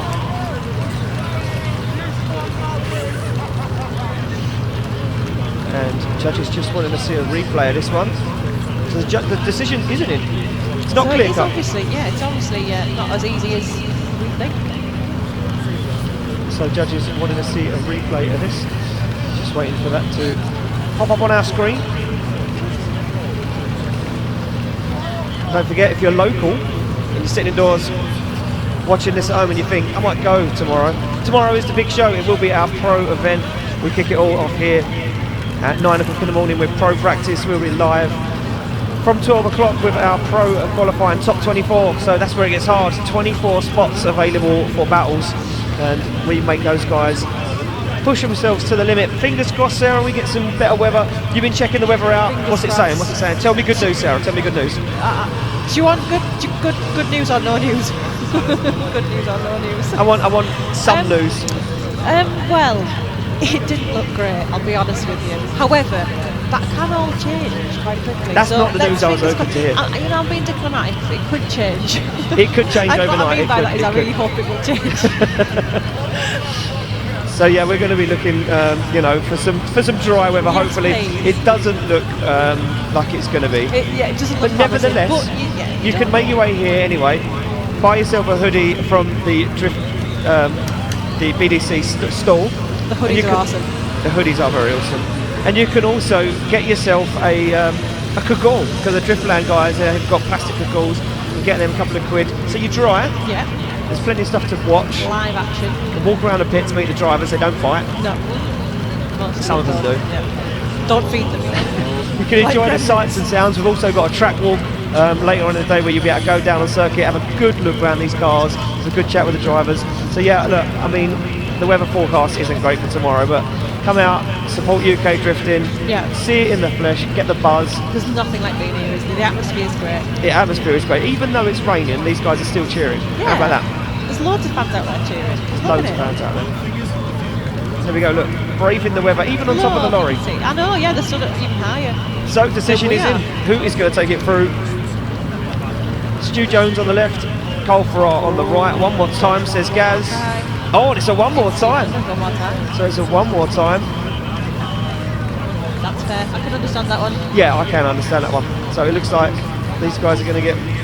Stu Jones's face says it all. What a picture. Did you see that? He was like, no way, I had that battle. I had that battle. Yeah. Cole Fara's thanking his lucky stars right now. Thumbs up. he's happy Two with completely split looks there. Yeah. You could see Stu Jones thought that was his battle. He thought, I'm done, I'm through to the top 16. Cole Fara, on the other hand, he maybe thought, that's me, I'm out. So he was ecstatic to get that decision.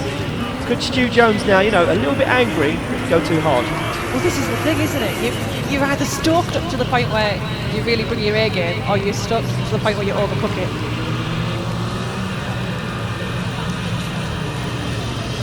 Yeah, so it does look like our judge, Gaz Taylor, he wants to explain that and why it was a one more time. Gaz Taylor, explain that one for us. Right, basically, and it was one more time. Due to, obviously, on the second run, Carl did spin, but on the lead run by Stu Jones, on clip 1 to clip 2, we went back through the replay to double check. Stu actually dropped 2 wheels off track before Carl did, therefore being the first car off track against Carl's spin, it was 4 for 0 either run, therefore one more time. So there we go, and that was our judges, ladies and gentlemen. Cold, wet, annoyed, ever so slightly grumpy, and they're like, you're not grumpy. Happy judges today. Yeah, even Cole was like, yeah, I'm all right now. I'm chilled out. I'm ready for it. So on the line, ready to go. It will be Stu Jones now to lead out Cole Fara for the one more time battle. These guys have felt each other out a little bit now. They know what each other's cars are going to do. They know the pace difference. Are they going to change anything, or are they just going to try and go as hard and fast as they can? Look at Stu Jones, no messing around, straight to the wall on initiation. Keeps it on track this time. Fara says, oh, good Fara now. Drops wheels over the edge of the circuit. And Stu Jones keeps his cool. Fara again, and Fara making error after error in his chase position. As Stu Jones keeps his cool, puts in a perfect lead line. Looks nice and wide for the final outer zones, and Cole Fara inside that car must be thinking, what have I done? This is the same struggle that Fara had the first time round though. He's got a different angle, he's got a different driving style, and a slightly different pace. to the other guy, and it just means that he has to really think about his speed when he's chasing, because he's having to reel it back in, then he's having to dial it back on again, and it's really difficult from where he is. Yeah, it's very, very difficult for Fara. You can see him inside that. He's not working that car. It's not working for him in that chase position. Stu Jones's car not got the same pace, and we know that Fara's got more grip. They're on the line. It will be now Fara to lead out Stu Jones. Cole Fara did a very good job in his lead run before right up to the point he spun. Look at the pace difference, but he sacrifices clipping point 1 again. Uses the option to wash wide on the circuit. Stu Jones not even in the same frame on camera right now as Cole Fara goes nice and wide into outside 3. Look at the difference. This is where Fara, as you mentioned, Sarah, struggles. The car is just too grippy. Does manage to make a full pass this time though, as Cole Fara, as he looks for the final outer zone. And Stu Jones, but again, wheels off circuit for Fara. I'm very uncertain of what way that's going to go. Me as well. I have no idea, to be quite honest with you. I don't know how they're going to judge it. No, the separation in proximity is going to be one thing they're going to be looking at, but then they're going to be looking at the wheels off circuit for Fara. Did he use that to some sort of advantage, So because that was a one more time, are they then forced to make that decision? So yeah, exactly that. They have to make a decision. We only get one more time here at the BDC. We're not going to keep running. We'll be here till the sun goes down in Scotland. One more time. Oh, and there we go. A decision in. Gaz says he wants to see Stu Jones. So does Carl. So does Braz. Yeah, Stu Jones gets the win. And we can hear the Stu Jones fans pretty happy about that decision down there. That'll be Slide Motorsport. They are loud. Let me tell you that. Look at that. Stu Jones says that is what I came for. That's the decision I wanted. As he pulls away from the line. We go back to the start line, as we can see Martin Karoly now warming up the tyres on the back of that S14. He was going to take on Ryan Topalovski. Now Karoly, he spun on his first qualifying run. He qualified 6th with 1 run to get it done. He finished up 3rd place on the podium at round 1. And he's the only guy left in the top 5 drivers that could potentially make it into the top 16. So Karoly right now is thinking, you know what, this championship could be mine. He comes off the line hot. Look at this from Karoly, he's absolutely flying. Fires it in. Can he keep a hold of it though? There's an incredible amount of speed from Martin Karoly. Gets a round of applause for the judges. And Topalovski fires it into the gravel. As Karoly says, you haven't got nothing on me, buddy. And we red flag it, which means the run is over. Obviously, Sarah, we have to stop it. There's a crossover in the circuit. It would have been contact between Topalovski. Wow, so 10-0 advantage to Martin Karoly. And the championship for Martin Karoly right now is looking strong. It is. We're all rooting for all of the drivers, but when you see them do so well, you can't help but just get a little bit excited and wish them, and really gain well. A fan. You gain a little fan. Can't wait to see what happens in this next one. So Martin Karoly pulls back up to the start line. Look at that, little wave to the camera. He is he'll be very, very happy with that. Team lock and loaded. So Martin Karoly sits on the line. He is now in the chase position. And Ryan Topalovski now, he will get the opportunity to lead. Now for Topalovski, really, he's going to just pray that Martin Karoly make mistakes. Yeah, Ryan Topalovski is just going to be praying that Martin Karoly makes mistakes, spins, puts wheels off track, just to try and equalise that 10-0 in some form or way.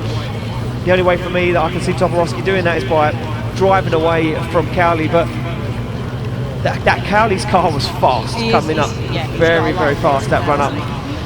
I don't think he's going to take much of a gap. Well, we're about to find out. They're on the line and they are ready to go.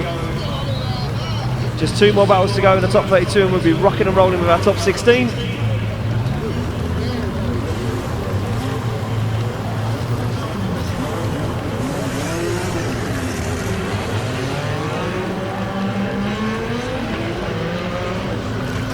So off the line, Topalovski now to lead out Karoly. Look at Karoly on the back bumper. It does give him a little bit of room to initiate. Oh, and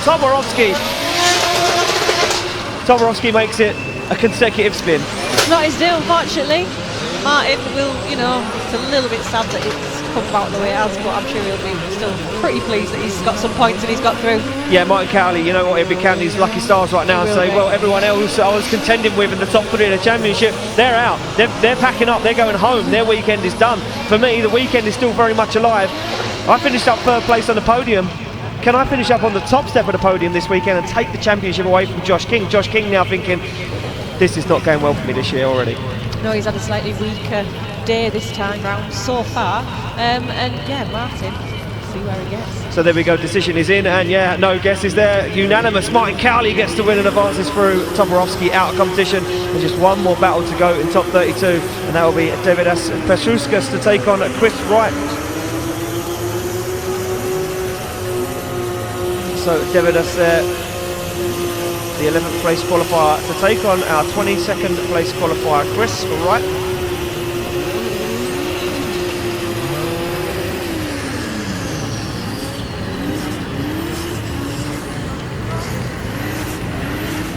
So as we can see there, Chris Wright warming up the tyres on the back of that Nissan 350Z.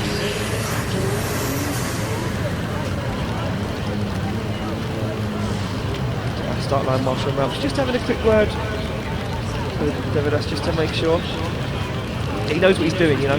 He does. He's just saying to him, do you know what's going on? Just giving him some extra tips last minute. Do you know what's going on? Doing some drifting. Are you cool with that? He said, you're going this way around. Have you done it before? Have you done that before? Yeah. Do you know where you're going? Handbrake's there. Gear stick's there. Hold that. Clutch pedals on the right. On the left. Yeah. So even I've right. I was going to correct you, but I thought I No, you should have corrected me. So off the line it will be Davidas to lead out Chris Wright. Oh, and a late initiation there from Davidas. Is carrying a lot of speed. Chris Wright has faith though. Keeps back through ever so slightly. Will now look for the side of that E46 BMW. That's Chris Wright. Oh, he's going to have the door shut on him. Oh, and again, another mistake from that lead car where he shut the door from that transition from 3 to 4. And he forced Chris Wright up onto the grass. Now Chris Wright's going to be thinking, I made a huge error. I forced myself into a pocket that I couldn't get out of. But in my opinion, Davidas way on the wrong line there, and he forced Chris Wright into that error. I'm pretty sure the judges are going to want to see a replay exactly of what happened there. Yeah, that's really interesting from our point of view, because I don't know how to judge that. Obviously you have a lot more experience in this game than me, so it's quite interesting to see how, is it that person's fault? So here we go, we're going to have a look at a quick replay. Just like I said, like I'm always a mind reader. Davidas has a very, very good line. You can see him, he is wide there as he does drop a wheel off the edge of the circuit. Dials on big angle here, look, and he sacrificed his line ever so slightly. Watch where he comes. He's in the middle of the circuit, gives Chris Wright nowhere to go, but straighten before he ends up on the grass like Lee Lawrence did. So in effect then, that's not necessarily that chase driver's fault? No, because he would have been trying to gain proximity. I mean, is he close enough? Judges will be looking, is Chris Wright close enough to warrant, being that far offline, or should he have stuck to the qualifying line? You can see here that Davidas, he does make it out to that clipping point, but look how early he gets to it. He shoots away very, very quickly. Yeah, and he's coming right across sort of the apex of the corner, isn't he, really? Exactly that. He needed to be out on that white line, and you can see Chris Wright there. He says, well, I've got nowhere to go. I'm going to be on the grass whatever happens. That's my personal opinion anyway. The judges, they will probably see it a completely different way to me. They may well do, so that's interesting for me to see, because I could judge it either way, so yeah. Well, we will see what happens. It does look like those guys are back on the line. You can see there the Abbey Motorsport sponsored driver Chris Wright sits on the line ready to rock and roll. Now will Davidas assume he is, forced an error? Or will you think that the battle is half his, come off the line? Chris Wright now to lead, Davidas to give chase.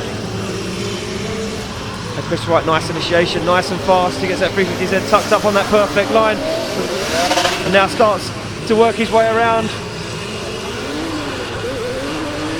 As Chris Wright look nice and wide. Oh, not wide enough, but definitely wide enough to give Davidas some room to get some good proximity.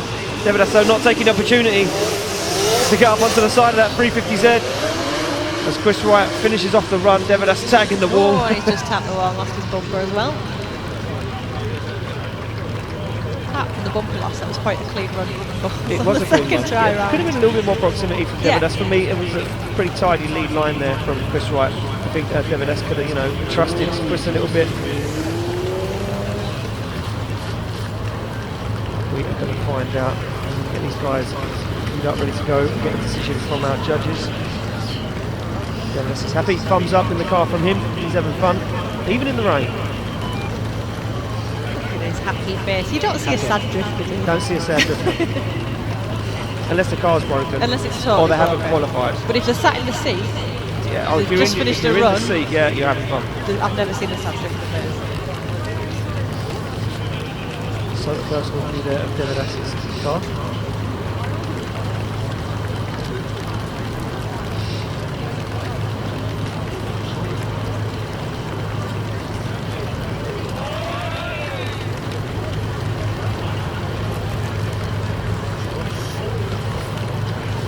So, ladies and gentlemen in attendance, we are looking for Megan, who works at Know How. She's here spectating with her boyfriend. And there we go, sorry, just got a decision there. Devedas gets the win, taking out Chris Wright. So if, Megan, you could make your way over to our judging tower, come and have a chat with our main man here, Matt Stevenson. That would be grateful. Thank you very much. So there we go, Devedas Paulauskas knocks out Chris Wright, and that tops off our top 32. Gives us a very, very interesting top 16. We've only one of our top 5 drivers are left in the championship to go. There we go, you can see at home who will be Willie Hanna now to take on Luke Barker. It will be Elisa Branch to take on Stephen Fitzgerald, Lee Lawrence to take on Paul Cunnington, David Curtis to take on Matt Fountain. It will be Hugh Savile to take on Will Gibbs. It will be Jack Wooten to take on Robbie Begolo and Louis Edwards to take on Stu Jones. And the final battle of our top 16 will be Martin Cowley to take on Devedas Paulauskas. Very interesting top 16 coming up. For you guys here in attendance, we're just going to run these guys through. I do believe we're going to show you on the live stream as well. We're just going to show you our top 16 parade because you'll bring them around. We'll have a quick chat about them. And yeah, a complete mix up in the championships there. A completely different turnaround to what we assumed it would be this morning. It's just been turned on its head, really, hasn't it? From round 1. I can't wait to see what happens this afternoon. It really is all to play for. It certainly is all to play for. It's going to be very, very interesting. And as you say, the weather staying consistently bad being the word. But consistent nonetheless. But consistent nonetheless, yeah, indeed. If it could just ease off a little bit. Yeah, I don't think that's going to happen. Have you looked in the distance? A little bit, even if it's just for those who advanced in the rain. Yeah, so unfortunately it does look like the weather is going to continue to beat down with rain here at Driftland for round 2 of the British Championship 2019. And our crew down there, our fabulous track marshals, are going to just get our guys ready to go. As you can see on your screen, if you're watching at home or if you're watching here in attendance, you can have a quick look at the big screen. You can see exactly what the judges are looking for from our guys in a battle situation. So the two cars, obviously the white car denoting the lead position and the red car denoting the chase position. You can see they're initiating nice and close to the wall on a very wide line. Nice and deep into outer zone 2. Look, they expect that chase driver to be door on door at Kipping Point 2 as well. That's where we've seen quite a lot of separation. And it's a short dive across the track, not dropping a wheel onto the curbing in the middle of the circuit there. You know, they want them about 2 metres away, down into 3. Look at the angle that they suggested that you should be carrying as they come into Kipping Point 3, almost 90 degrees, using the steering lock in the car to slow the car down, you know, instead of using any form of braking. Then full throttle from there into 4. Again, door on door. This is where it gets tricky. We see some of the guys earlier make that mistake. That transition from 4 to 5, if you're in that chase position and you stay too close up on the door before the transition, that's where you could find yourself on the grass, you know, making a huge mistake. Nice transition back from the lead car, and then again, dive up onto the door from the chase. Full throttle all the way from 5 to 6, door on door, and there we go. That'll get you on the podium. Is it that easy? You make it sound so easy. It sounds easy in theory, trust me. It's definitely not. But in practical terms, it's not that easy, especially in challenging weather conditions like it is now. Especially when you've practiced all day in the dry. You know, these guys would have been dialing their cars in for more and more and more grip, trying to get them faster and faster in the dry, so they try and, you know, pull away from their opponents. And then the rain comes, and then everyone sits back and says, well, it doesn't matter if you've got 200 horsepower or if you've got 1,000 horsepower. This kind of comes down to now who is the cleverest at setting up their car, who is the smartest guy in the pits with the best crew that say, look, we'll do this, we'll do that, we'll make our car as fast as we can that way, because we know that we physically cannot gain grip through the tyre on a tarmac like that. Yeah, it's all about control, isn't it? Especially now more than ever when it's soaking wet out there, and it comes down to the confidence. It's not the confidence of the driver, more how in tune they are with the car, I guess. And you know, they know how it reacts in the wet. If they know that, and they can react to that well, then they're on to a winner. Exactly that, yeah. If they've got a lot of, it comes down to confidence. These guys have got confidence in the car. They don't mind throwing them at the wall, in absolutely soaking wet conditions. But hey, look, who knows what's going to happen. So we're going to roll through these battles as they come past you, ladies and gentlemen in attendance. Please show your appreciation. These guys, most of them travelling a long way to be here at Driftland in Scotland. The first battle will be Willie Hanna to take on Luke Barker. Luke Barker, that young guy who has found form in the UK. This is the first time we've seen him really shine. Having a lot of success in Ireland in the Drift Games National Series, but coming to the UK just not really finding that form. Could this be the weekend that he stands on top step of the podium? As they roll through, the next battle will be Lisa Branch to take on Stephen Fitzgerald. Stephen Fitzgerald, an Irish driver making his way over to compete in the British Drift Championship this weekend. And Lisa Branch really finding form. She's that car working really well, looking confident. She is looking a lot more confident. Doing it for the ladies as well. Yeah, absolutely. She's rocking it out there. I feel proud of her. Do. We need more women out there. Certainly do. I've said this the other weekend when I was at Kings Lynn. More UK drivers. The UK needs more female drivers. It does, for sure. Absolutely. So I'd have a go, but to be honest with you, I don't think I can keep up with them lot.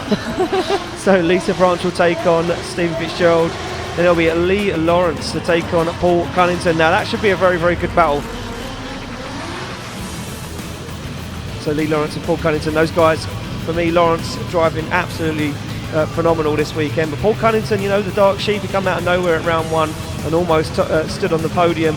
Unfortunately, was just pipped to the post by Karoly. That battle of those two guys is going to be very, very interesting. After that, it will be David Curtis to take on Matt Fountain. And Matt Fountain, a guy that's been driving incredible today. But for me, Curtis is just the unknown entity. We're not really seeing him in the UK driving much. Kind of just a bit of a heavy hitter. He comes out and he either throws it all on the line or he gives you a little bit of what he's got. Yeah, he's kind of an all or nothing kind of driver, isn't he? Exactly that. I guess that's what makes him exciting. That's what makes him exciting. Yeah, makes it very, very interesting. Up next, it will be Hugh Savile to take on Will Gibbs. And Will Gibbs in that 1.5 JZ E36 BMW to take on a turbo V8 Toyota Corolla. And again, another battle. Both cars, both drivers, very, very talented behind the wheel.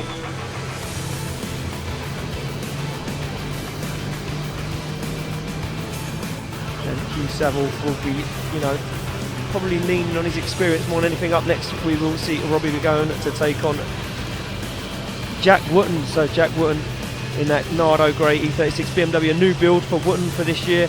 He decided to completely redesign his E36 BMW. He had an M3 power plant under the bonnet before. He said that's not going to be good enough for BDC. I need more power. So he pulled it out. We've got a 1.5 JZ in there, 500 horsepower, and he said that is what I need. But Robbie Begolo for me, debuting that new chassis, that new build for 2019, absolutely really pulling it out of the bag, making it perform like you wouldn't believe. Up next we'll see Louis Edwards to take on Stu Jones. Stu Jones has just been through the paces. He didn't have an easy battle, where Louis Edwards just walked his battle. He always makes it look easy. I don't know how, he just does. Pure talent. Well, talent. We'll give him that, yeah. So yeah, Louis Edwards, the young gun, 17-year-old, will take on Stu Jones, sorry.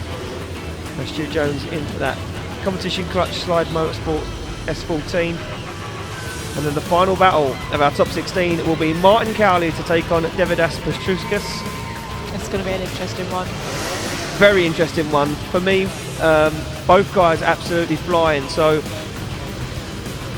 do you know what? I couldn't even call that. No, I can't even guess. I think for if anyone's got luck on their side this weekend, it's definitely Martin Karoly. I think that car's working fine.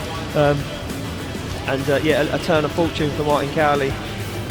Gave him the opportunity to get inside qualifying and do a very, very good job. We await to kick things off. I don't think we could have predicted really many of the results that have happened so far. No, there was a lot of guys spinning out, a lot of split decisions. The judges not sure what way it was going to go, but in the end we got there and got ourselves a top 16. So we'll wait to go back to the start line when we see our first race qualifier, Willie Hanna, to take on Luke Barker. And this is quite a task for Luke Barker right now, because normally this guy, when he goes over to Ireland, he qualifies first. He normally stands on the top step of the podium. He sees Willie Hanna take the top step in qualifying, and he's going to sit there and think to himself, that guy, he's took my crown a little bit here. Yeah, he's going to be putting the pressure on. He wants that back now. Yeah, Luke Barker's going to be thinking, I'm not going to be made a laughing stock in my own country. I want this. So all our track staff are ready to rock and roll, and we're almost ready to call that battle to the line.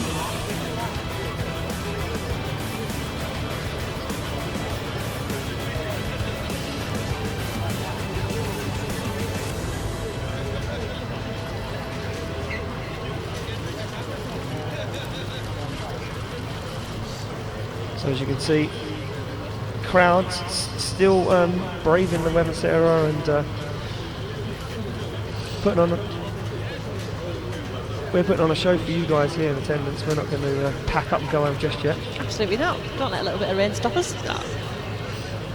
If it doesn't stop the drivers, it's not going to stop us, is it? Not going to stop the drivers. No, these guys, they want to get a final. They want to know who is going to win it. And it does look like we are going to warm the tyres up on the back of the first battle of our top 16. That will be Willie Hanna to take on Luke Barker, and there you go.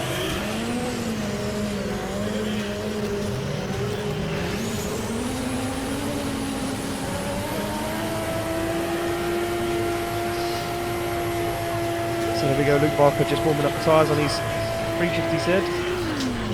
It does take a lot to warm the tyres up when it's so wet out there. You can just see how wet it is down there. Just a bit of steam coming off the back of it. There's some big puddles now starting to form on the edges of the circuit, and we know Driftland have put in a lot of work to get this place like as flat as possible in that respect, that the water drains off the track. Yeah. And it does excellently, but you still can't stop nature, can you? Well, off the line, first place qualifier, Willie Hanna now to lead out Luke Barker. Big clutch kick initiation for Hanna. No messing around. Luke Barker, though, he wants it. He's hungry for it. Can he make a dive up into the door of Willie Hanna's car? He's certainly going to look to, as Hanna now makes his way down into the outer zone 3. Oh, it's very shallow though. Doesn't manage to get all the way out to it as Luke Barker gives him some room for manoeuvre. They're going through the centre of the circuit now. Barker starts to make the dive. Almost contact. How did Luke Barker stop that car and stop any contact? Incredible driving there from the youngster as both guys take it across the line.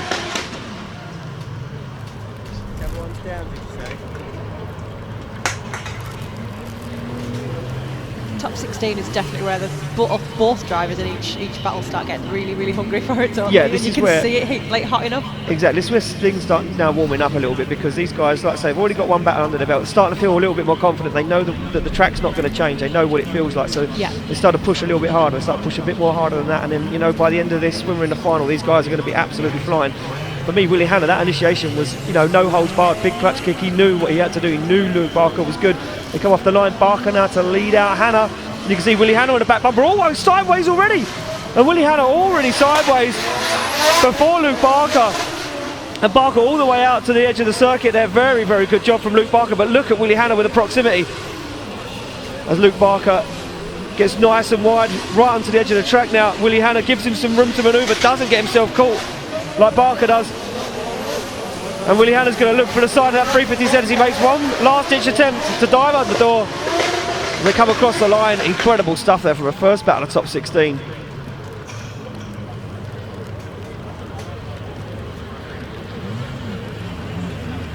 So not sure if our judge is going to want to see a replay of that at all. That was incredible stuff. I'm going to watch that all day long. Well, Luke with anyone, to be fair, he really brings it, doesn't he? He really brings it, especially when it starts getting down to the last. Incredible. This is for a place in the Great 8, so exactly. A place in the Great 8 awaits. And don't forget, ladies and gentlemen, our top 4 finishers will drive tomorrow, in our final. Our final 4 drivers will drive tomorrow in our pro day, so a lot to look forward to for these guys. And we've changed it up a little bit now, so the show element starts to come in a little bit for our top 16. We're going to bring these guys down in front of the crowd, in front of the judging tower, and we're going to award the winner there. You can see our judges just deliberating, actually pointing at certain parts of the circuit. Looks like a decision is in. Slide them left for Willie Hanna, right for Luke Barker. Who's going to take it through to the Great 8? One vote for Willie Hanna. Willie Hanna gets it! Willie Hanna gets the win and advances through.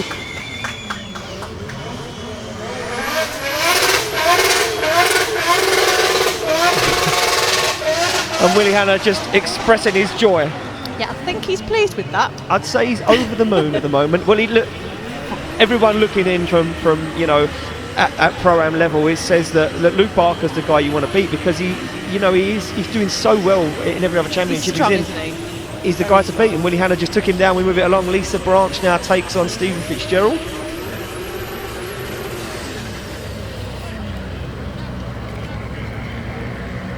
Things definitely heating up here at Driftland, even though the weather's ice cold and the rain's falling from the sky. It's getting hot on the track, and it's getting hot in the commentary tower right now as we await to see Elisa Branch. She will lead out Fitzgerald. Elisa qualifying in 8th place. They get the thumbs up from the start line marshals and they are good to go.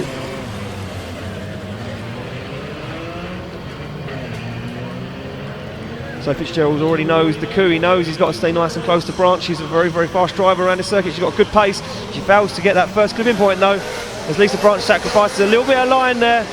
Oh, and again, Branch now sacrificing lower to line to try and put some distance between her and Stephen Fitzgerald. As Lisa Branch looks for the outer zone, completely fulfills it, finds herself back on that qualifying line, but Stephen Fitzgerald has left absolutely standing as Lisa Branch puts it across the line.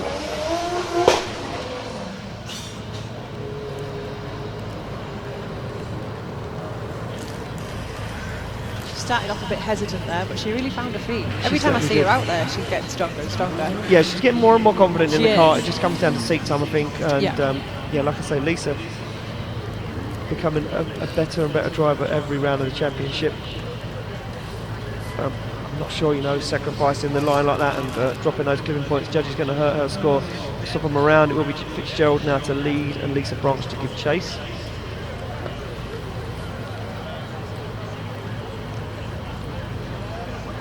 So they get the thumbs up from our start line marshal Melks and they are clear to go. It will be Lisa now to chase down Stephen Fitzgerald.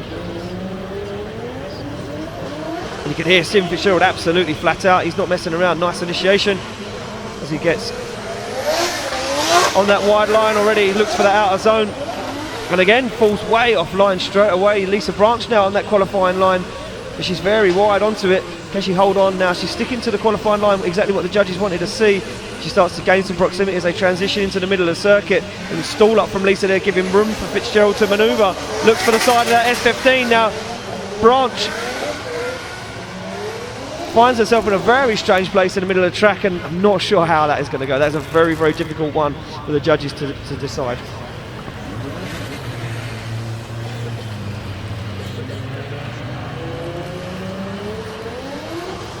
So judges want to see a replay of this. Fitzgerald, you know, did a pretty good job on initiation. This is where it all went wrong though, Sarah. You see him there just dropping off track. He does manage to get back out into that clipping zone. Then Lisa Branch starts to make the dive. Both guys make a nice line there for outer zone 4. Transition back. Lisa Branch now, look at this though. Very strange line, finds herself in the middle of the circuit and then has to sacrifice line, sacrifice the clipping point massively. It's a tough one to call. Tough one to call. Yeah, very, very tough decision. Quite tense down there with this result. Well, judges still deliberating this one, and we are going to give the decision to you live in front of the crowd and tower. Oh, and more of a replay. So judges wanted to see Lisa's lead run. So yeah, judges just wanted to see Lisa's lead. So we're really going to try and judge this lead to lead, chase to chase. You can see there Lisa in the middle of the circuit, way off that qualifying line. She has managed to get out to 4, but she's using, you know, the fact that the track's very, very wet to manipulate her car and put it on the correct line. She does pull good distance, but she does shortcut the circuit as well, so very difficult job there for the judges. I've got a feeling it could be a one more time, personally. I wouldn't be surprised if that was the call. Is that what you call it? Would you call it one more time? Well, here we go. Gaz says Stephen Fitzgerald. One more time. Carl says Stephen Fitzgerald gets the win. Stephen Fitzgerald gets the win. And unfortunately there for Lisa Branch, she is knocked out of competition. She gets a round of applause from our judges. Give her a round of applause, ladies and gentlemen. That lady progressing more and more every time she drives that car. Unfortunately there are mistakes that could be overturned, but yeah, split judging panel. So someone agreeing with us? Yeah, I think I'd have been a bit split there as well. I would slightly lean more towards Fitzgerald on that one, which obviously reflects what the judges were thinking, but it was a very difficult So one. close it could have been a one more time. So definitely. Up next we do see Lee Lawrence now to take on Paul Cunningham.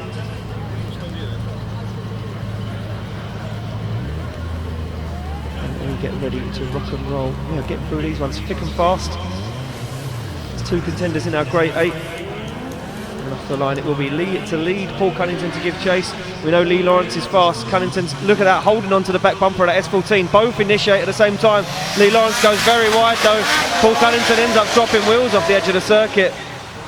As Paul Cunningham has to pull back and reassert himself and think about what he's doing now as he finds that qualifying line. Lee Lawrence again in the middle of the circuit. He's overcooked it. And well done for not actually contacting him there and saving that. That's such a shame there for Lee Lawrence. Shame. Lee's been so consistent all day. Yeah, very good job there. It's a really, real shame for him. But again, I think that track conditions just come into play, and it's just so easy to lose it, especially when you've got the other driver so close to you as well, putting the pressure on. Yeah, he must have looked over and had a look and said, oh, Paul Cunnington's now starting to apply some pressure and pull on me on the door. Paul Cunningham inside that car. Another guy, he's finished inside that top 5. Sorry, I counted him out of it earlier. He's still in the fight, so he finished fourth place. We said that he wanted to taste that champagne. He missed out on a podium. Him and Karoly still in the fight in the top 4. Championship again, could overturn it. Look at that, no messing around, back on the line. They get the thumbs up, they're ready to go. It will be now Cunningham to lead and Lawrence to give chase. Lawrence, he just needs to put as much proximity into it as he can. He knows that if he makes any mistakes, this is it, the game over. But very, very slow run up as Paul Cunningham now fires in on that first initiation. And look at Lee Lawrence, almost contact, had to get back out of it again. He dialed too much angle on it, now starts to find that proximity as he pushes onto the rear quarter of Paul Cunningham's S15. Look! A little bit of, okay, that was definitely contact that second time. It looked very much like contact. I'd like to see it from another camera angle. Very nice chase so far though. Oh, and Lee Lawrence gets it wrong again in the middle of the circuit, giving Cunningham the opportunity to drive away now. Lee Lawrence looks for the door once again of the S14.5.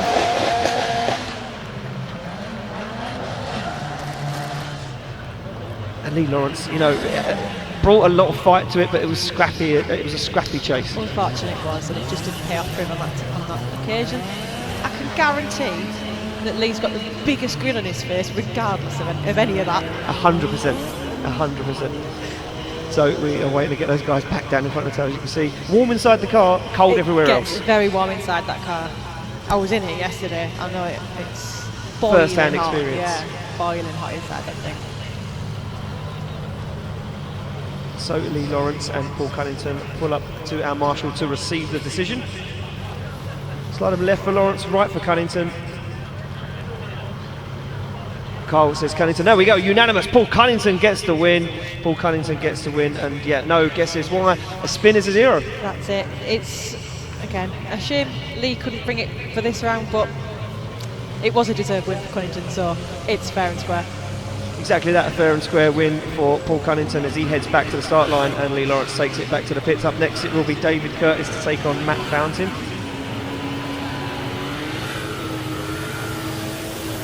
Matt Fountain, for me, looking like, the favoured driver, should I say. I'm going to put it out there, I'm going to say he's the favoured driver for this battle. You know why for me? Slow and steady. Is that too safe? Well, it could be, but David Curtis has been playing a dangerous game all day. He's been flirting with that wall, he's been messing around a little bit. He's been putting in some good runs, he's been putting in some bad runs. Could slow and steady win the race for Matt Fountain right now? He looks a very confident driver. He's got a very nice lead line. He qualified down the order though in 12th compared to Curtis's 5th place. And look at this from Curtis, nice and fast. But look at Matt Fountain though, he's found some confidence. A little bit of separation now opens up as Matt Fountain shallows out the angle and says, you're not getting away that quick, buddy. Starts to throw that Walton Motorsport Toyota Sora onto the door of the S15, S14, a lot of wobbling from both drivers, but Fountain keeps himself in the fight as they transition into the circuit. Oh, what a massive mistake from Curtis as he transitions way offline. And David Curtis makes a huge error in the middle of the circuit, and props to Matt Fountain. He kept his cool and avoided contact, and both guys finished up the run. Matt Fountain did keep his cool there very well. I don't think I would in his shoes. His race boots. In his race boots, yeah, he did a very good job there of holding back. And so maybe slow and steady is. Maybe slow and steady is the way to win the race today. That could be the winning formula here at BDC Round 2. Curtis, does he think in his mind that he didn't make an error, or that Fountain was holding him back from transitioning? That's what the judges will be looking at. They're off the line. It will be Fountain to lead out Curtis now. spot in the Great 8 awaits at a very fast initiation from Matt Fountain. He's carrying a lot of speed. You see Curtis dial some angle out of it as he didn't realise how fast Matt Fountain was going. Oh, what a big error from David Curtis as he puts a straight in the middle of the circuit. Matt Fountain keeps hold of it. He looks for that wide line as he transitions to the outer zone 4. This is looking very good for Matt Fountain right now. Nice transition back. Just one more turn to go as he looks down the barrel at it, across to the finishing line. Fountain has 1 foot in that Great 8. Can he make it 2 as they bring it across the line? Fountain's like the epitome of cool, calm and collected, I think. Yeah, I think that's the winning formula. I think that genuinely is the winning formula. I don't think, going in there a little bit too much is going to win you the race this weekend. I think if you want to be on that top of that podium this weekend, you've got to keep your cool and just do what you're doing and just drive and drive and drive. And one thing for me is Matt Fountain did exactly the same thing, everyone. Yeah, he's definitely consistent. I think in these conditions you just need to bring it home. Exactly. Bring it home safely. Well, decision is in. David Curtis on the left, Matt Fountain on the right. Who is to get through? And look at that, unanimous. Matt Fountain gets the win, and Matt Fountain gets the win and moves through into the Great 8.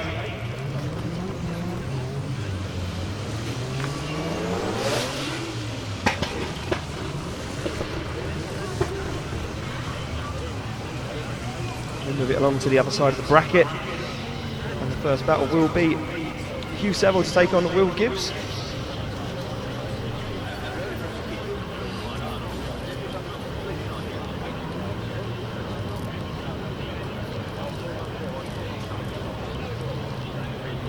So both guys pulled to the line and they are ready to do a battle.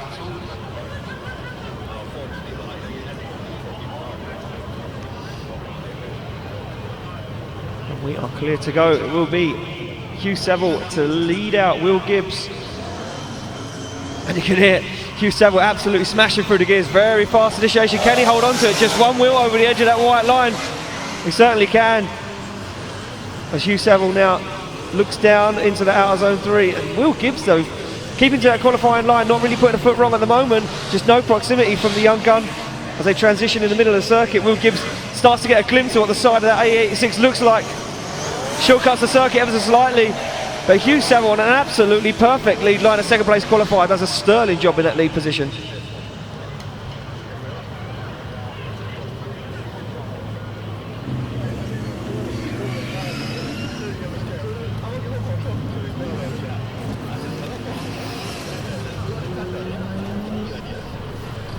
So those guys making their way back to the start line and ready to swap around and do battle again. Judges just want to see a replay of this one. Sarah must have seen something that we didn't see. Absolutely. Well, isn't that always the case? We're on one side. It's always the case. Yeah, chatting about one thing that we've seen, and these guys are looking for details that we don't even know. The interesting thing is, these guys, we see what everyone at home sees and what you guys see on the big screen here in attendance. So we're commentating on what you see on your device or your TV or whatever you're watching it on. The judges watch it in two aspects. They watch it from a monitor and they also watch it in real time. So they look over the edge of their table and they can see what's going on. Where me and you, we sometimes get a different camera angle, so they might see a wheel drop where we don't see a wheel drop, and we might see sometimes they don't see. So, and I think that's what they're looking for. They're looking at this frame by frame. It looks as if they're looking to see if this back wheel is dropping off the track there. They're looking to see if Hugh Savile dropped wheels off the edge of the circuit. It wouldn't be the first time he dropped one wheel off after the initiation. They're looking to see if he did it again. And look at this, you can just see that judges just wanted to see what exactly went on there. And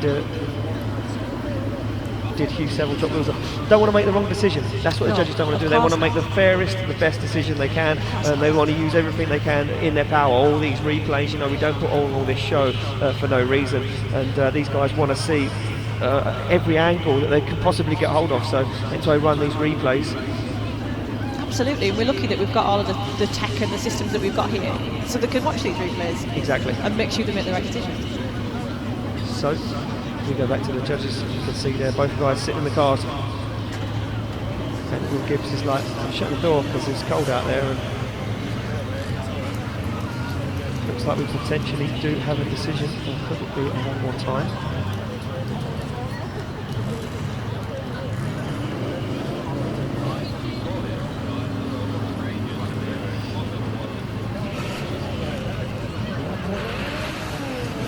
Judges still going to deliberating this one, Tennis, isn't it? Are they going to bring them to the line? Yeah, they certainly are. Just holding them back off the line. They're saying, don't bring them to the line yet. We want to wait until we've discussed that first half of the run, then we're going to get the second half underway. Here we go. No messing around. Will Gibbs comes off the line now. He leads out Hugh Savile.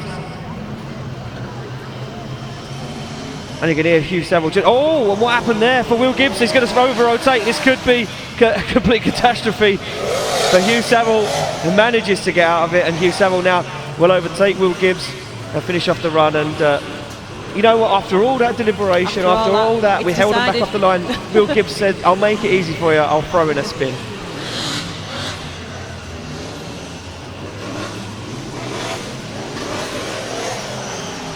So there we go, as those guys finish up their run.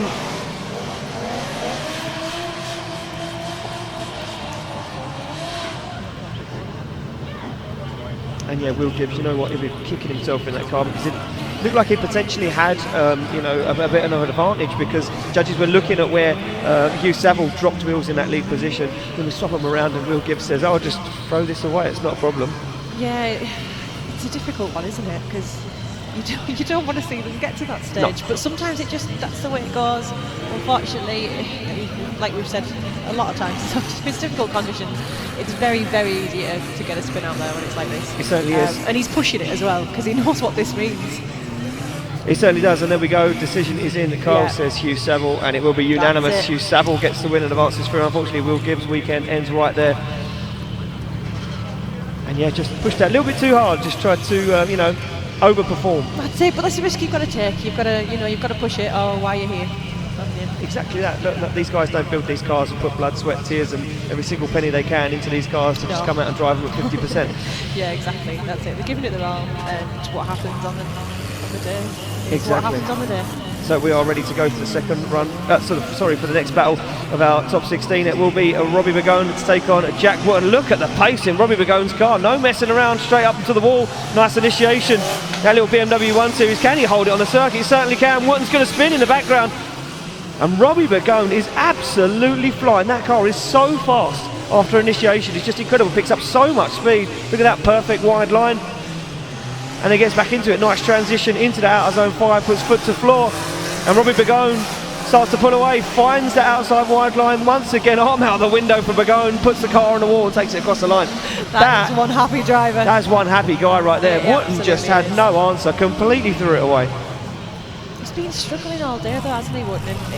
Yeah, one qualifying run, then he had a problem, and then he made it back out, and then he had some problems.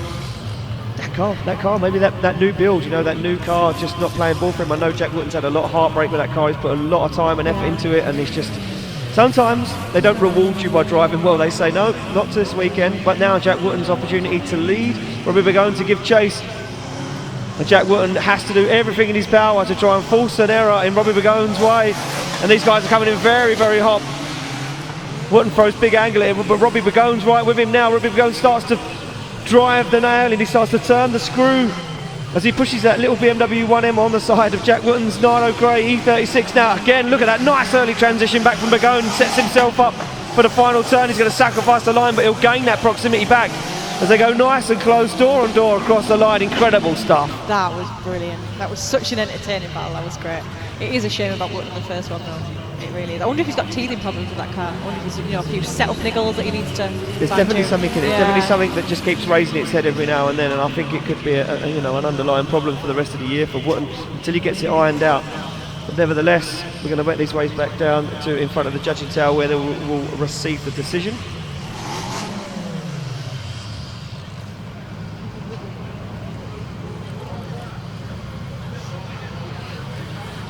And there we go, decision is in. Slide him left for Robbie, slide him right for Jack, and there we go. Unanimous decision. Robbie Begolo gets the win. Unfortunately, Jack Wootton out of competition. And Robbie Begolo looking stronger and stronger every time in that brand new car.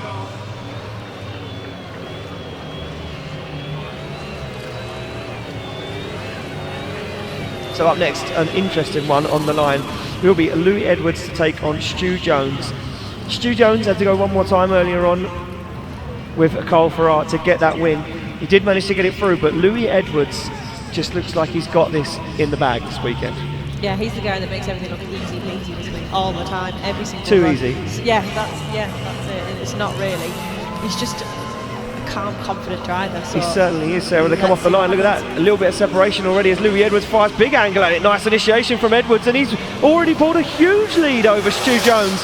And Stu Jones now is thinking, what am I going to do? How am I going to keep up with this young gun as Louis Edwards comes flying into outer zone 3? This is incredible stuff from the young gun right now. Louis Edwards looks for the transition in the middle of the circuit, and you can see Stu Jones absolutely sacrificing line to try and gain any form of proximity. He pops a wheel up on the inside of the curb, but Stu Jones just doesn't have anything left in the tank to throw at Louis Edwards as Louis Edwards drives across the line. what were we saying about making it look easy? He's done it He again. makes that look like it's a computer game, like he's does. sitting indoors on his He sofa. does. Maybe that's his secret. Maybe that Maybe is that's his how he secret. trains. But Stu Jones, to be fair, he kept his cool there. He was started to trying his panic at best. the end. Yeah, he did a bit. But most of the lap, he did keep his cool quite well and not mess up too much. He was just trying to stay focused and chase him down the best he could. He certainly did. Well, they're off the line now. Stu Jones will lead and Louis Edwards will give chase. I've got a feeling that there's going to be a couple of tyre marks on the side of Stu Jones's car by the end of this battle. Look at this, onto the back bumper goes Louis Edwards. Both initiate at the same time. Louis Edwards, though, in the middle of the circuit as he gives Stu Jones some room, then squeezes the throttle and then dives up onto the side of that competition clutch. S14, and a very tidy job so far from Louis Edwards. And Louis Edwards is thinking, this rain blessed me today and I'm going to use it. I'm going to use every inch of grip that I can find. I'm going to use this to my benefit now as he gives Stu Jones the opportunity to manoeuvre in the middle of the circuit, and then once again finds the side of that competition clutch, S14, and applies the pressure and takes it across the line. Fantastic drive from Louis, as always. Did we see a couple of wheels sneak off the track there as well from Stu Jones? Yeah, possibly. Yeah, Sorry, I just having a quick catch up there. Yeah, potentially see some wheels from Stu Jones there. Look, he's going to be doing everything he can. He's going to try and shortcut the circuit. He's going to try and get away where he can. He's pushing it. But Louis Edwards, for me, just looking stronger and stronger every single run. He's And fantastic. Really, really strong driver. And full Stu, he pulls up to the line. Look at him pointing at him. He says, "You." He says, "You." Get away from me with that crazy little BMW. Decisions in. Slide them left for Edwards. Slide them right for Jones. And there we go. Unanimous. Louis Edwards gets the win, ladies and gentlemen.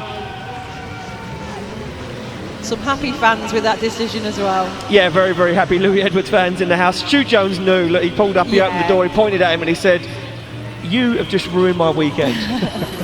Good sportsmanship though, you know. Very Give him good the thumbs up. Yeah.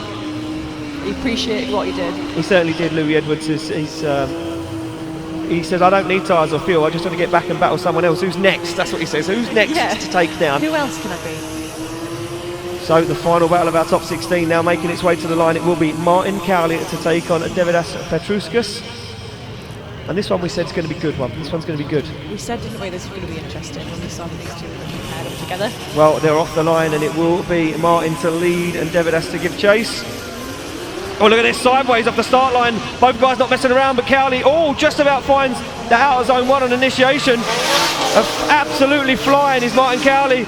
Davidas drops some wheels, but stays in it now. Davidas frantically looking to gain some sort of proximity. As Martin Karoly keeps his cool, transitions in the middle of the circuit, looks at that final zone. And look at that, Karoly on a perfect lead line. As Davidas finds the proximity, jumps up onto the side. And a very good lead and a very good chase there. Davidas made a few mistakes, but in the end of it, got himself into the fight.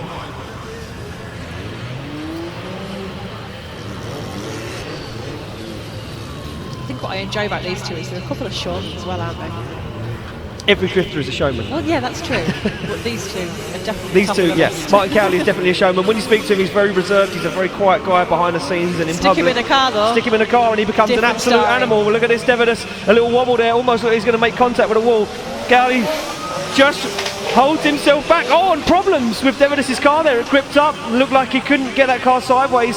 Scrambled to get back drifting again, had to reinitiate. Now Karoly sees a wounded deer and says, "I'm having you for dinner, mister," as he now makes a dive up onto the side, a transition in the middle of the circuit. As Martin Karoly gives Davidas some room to manoeuvre. Karoly shortcuts the circuit. Can he make a dive, or is it too much too late as Davidas takes it to the wall?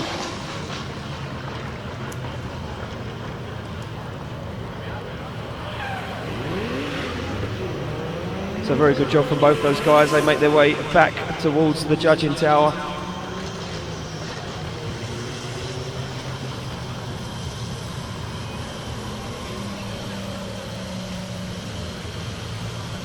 And I'm pretty sure that if Martin Cowley wins, the fan group are going to go mad. They're going to go nuts. They're going to go absolutely insane. So decision is in. Slide them left for Cowley, right for Devidas. Who's going to take it through? Look at that, unanimous. Martin Cowley gets the win. Martin Cowley gets the win, and Devidas knocked out of competition. And just like that, job done. Martin Cowley is going to be on cloud 9 right now. Well, listen, he's going to have to go back in and deflate himself a little bit, because the next battle he has in the Great 8 is against Louis Edwards, and we all know Louis Edwards is not making life easy for anyone this weekend. With that one done, we move it along to the first battle of our Great 8. Whoever wins this is for a spot in the Final 4. This is for an opportunity to drive tomorrow in the Pro class. And if the weather's like this, that means it's a level playing ground. That means that nothing matters, that you've had more seat time than most of them pros put together. Willie Hanna will queue up against Stephen Fitzgerald. Stephen Fitzgerald, he's thinking to himself, God, I nearly didn't make it in qualifying. Now I'm in the Great 8. He'd be thinking, what, how did I get here? How this is did amazing. I get here? He would be pinching himself in the car. He will be. Willie Hanna right now will just want to continue that form, that really good run that he's had all day so far, from qualifying all the way through.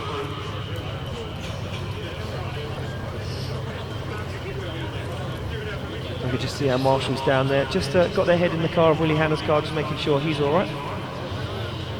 Probably helping him put his seatbelt on or something silly like that. No, Mal's giving him some top driving tips again, isn't some top driving tips. Fitzgerald, sorry, is sent away from the line and ready to warm his tyres. And it looks like we are almost ready to kick off our Great 8. There we go, Willie Hanna to lead, Stephen Fitzgerald to give chase.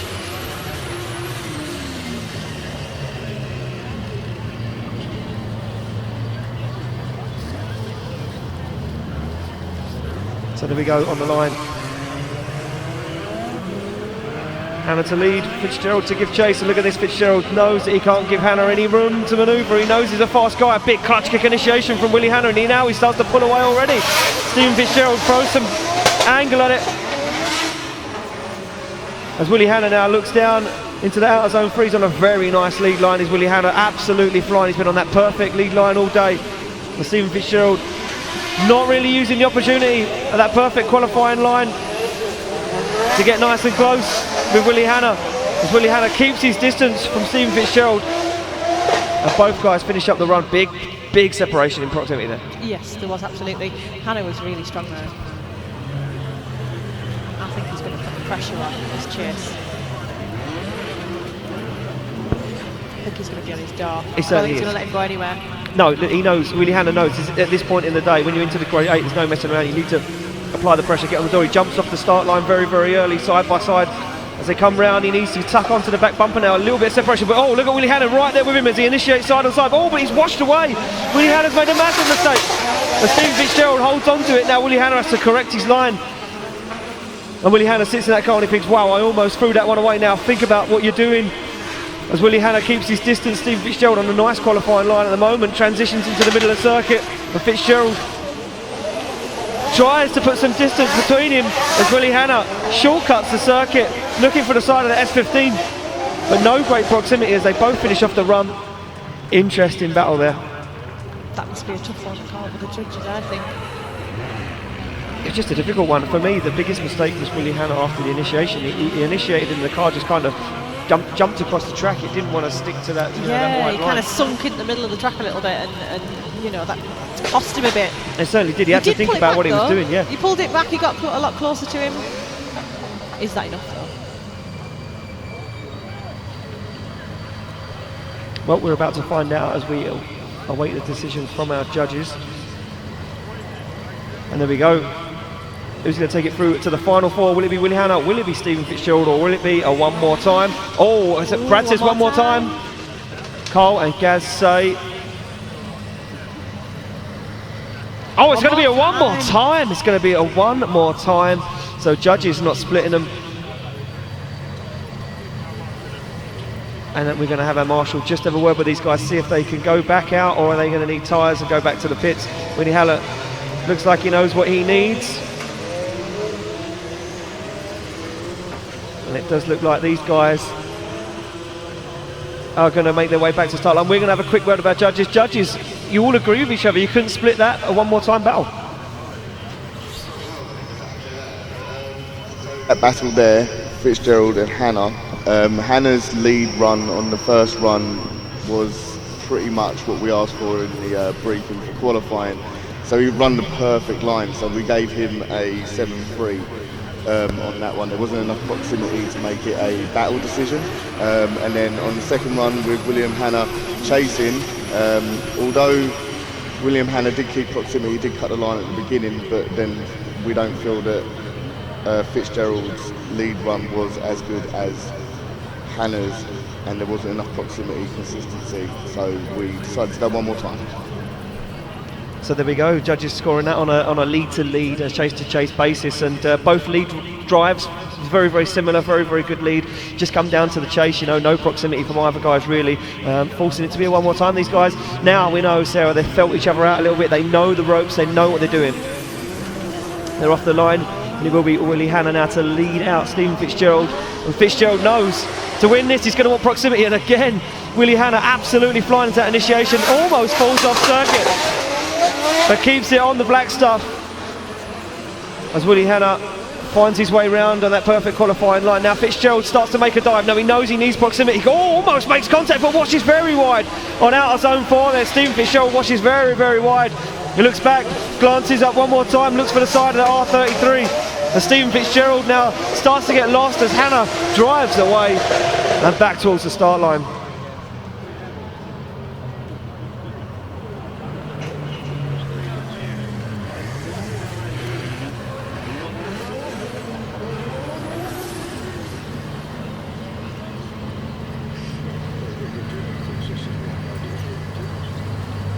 So judges just want to take a quick look at the replay of this, and you can see Willie Hanna there absolutely flying. The judges just want to see, did he drop 2 wheels off track there? It's very wide indeed. Look at this. He's literally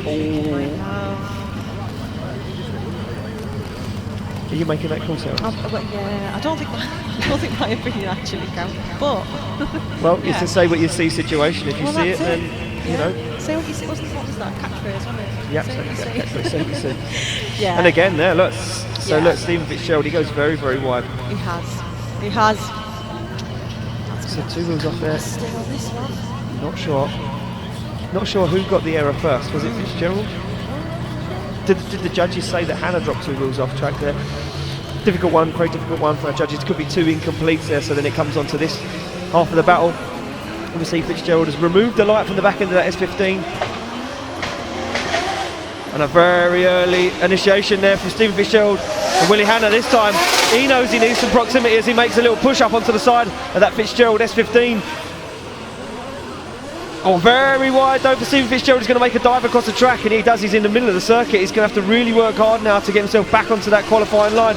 A transition back from Willie Hanna. He takes a glance up and sees an opening for some proximity now as he dives up onto the door. A little wobble though from Fitzgerald there as he shallows out the angle and across the line. I'd say there's a very, very scrappy lead run there from Stephen Fitzgerald. Yeah, it's still pretty close between both of them though, so I think it's going to come down to, did he watch the wheels off? Yeah. Yeah, I think it's going to be quite close. It's going to be a very, very difficult one. Well, there's going to be no more one more times, that's for sure. That's it. So the judges have to come to a decision.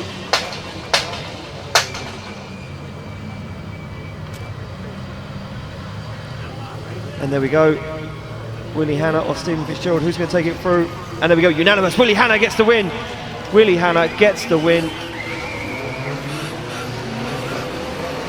And Stephen Fitzgerald out of competition, so Willie Hanna finds himself in that final 4 with the opportunity to drive tomorrow in our pro competition. And we move it along to the next battle. It will be Paul Cunningham to take on Matt Fountain. And those guys, no messing around, on the line, ready to do battle business. Now this one I said was going to be good. This is going to be an interesting battle. Fountain slow and steady, keeping his cool. Paul Cunningham though, he wants to taste that champagne. He missed out round 1. He was so close. He does. The 2 very different driving styles, so it's going to be really interesting to see how these 2 guys fare. Certainly is, and a little weight transfer there from Matt Fountain. Can he hold it on track? Oh, but he washes and has to get out of it. Paul Cunningham does a very, very good job there of keeping that car sideways and avoiding any form of contact. Is that the little chink in the armour there from Matt Fountain? Have we found a weak spot? And again, now Fountain starts to drop wheels again. Out on clipping point 4, a transition back. And you can see Paul Cunningham just holding back. He's saying to himself, this guy's falling apart. He's slowly falling apart. Yeah, he's been giving him some room to make mistakes there, hasn't he? Fountain. Cool, calm and collected. Mr. Cool, calm and collected has broke a little bit there. He's broke, he's finally snapped.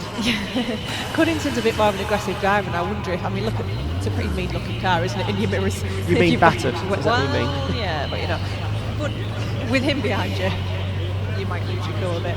Exactly that, and I think for Matt Fountain, probably the furthest he's got in competition so far this year, so he's thinking that I really want this, so much. He's pushed that little bit too much, he's pushed himself a little bit too much.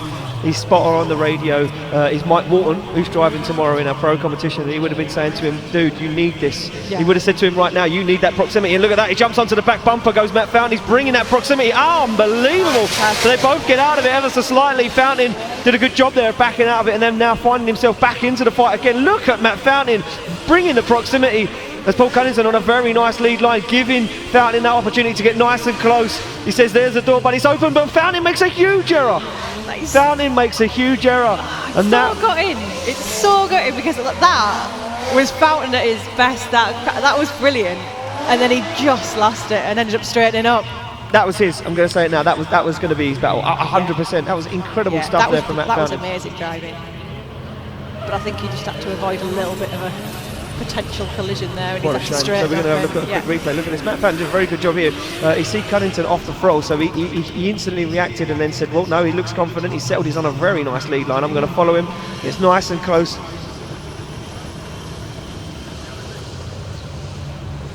I just wondered, I wonder if the judges see something we didn't, and no, I don't think it's something specific. If going for the they slowed it down there, and wondered if it was there at all. Was the contact here? Is that what happened and we missed that? Because that's where we straightened up. No, there was no contact. No. Not from where I'm sitting. Doesn't look like it. And just such a shame. Matt Fountain looked like he had that one in the bag, and that looked like it could have been his battle done and dusted. He was fully bringing that. Oh, here we go. We've got another angle at it. We can throw another angle at it. I don't think there was contact. I'll be very surprised if there was, because Cunningham's car, he didn't react in any kind of way, and why would Matt Fountain stop drifting unless he's bent the steering arm? But even then he would have tried to stay in it. Or was there a little bit of contact? There might have been a little bit of contact. It could have been a wheel on wheel ever so slightly. Cunningham didn't react. Paul Cunningham didn't react, but for some reason Matt Fountain bowed out of it, and for me, I think he could have stayed in it personally, because it looked like the car, was driving in a straight line, so no issues with steering arms or whatever. Pretty simple one, this one. And there we go, unanimous. Paul Cunningham, ladies and gentlemen, gets the win, and Cunningham takes it through to the final four. And again, Paul Cunningham finds himself in the final four, and Matt Fountain absolutely outraged at himself. No one else to blame but himself right there.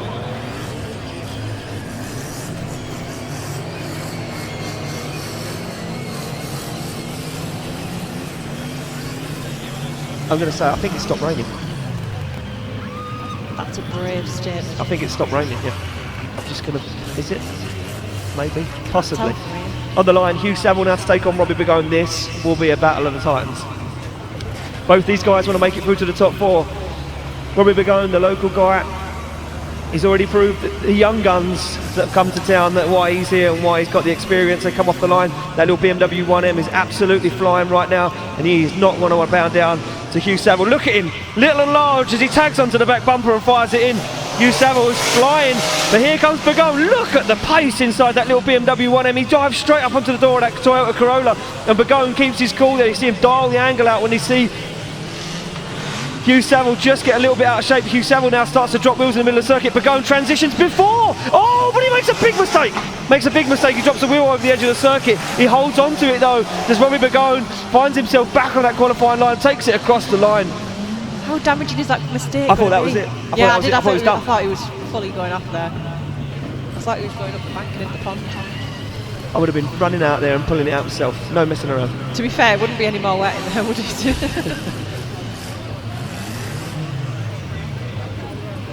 So judges just want to have a look at this one again. And look at this one, Robbie Begolo, very, very nice chase. You just see him back out of it ever so slightly. Such a very, experienced driver. He gets in and out of it so quickly. Yeah, his experience definitely shines. But this is where it all goes wrong. He transitions before Hugh Savile. Watch this. Yeah, he kind of preempts it too. So Hugh too Savile early. is still sideways. Look, he's already transitioning before Hugh Savile. Look at that. Yeah. Incredible stuff from Robbie Begolo. But now our judge is saying, was Hugh Savile on the wrong line? As you can see, I'm just rewinding that. They're going to go back.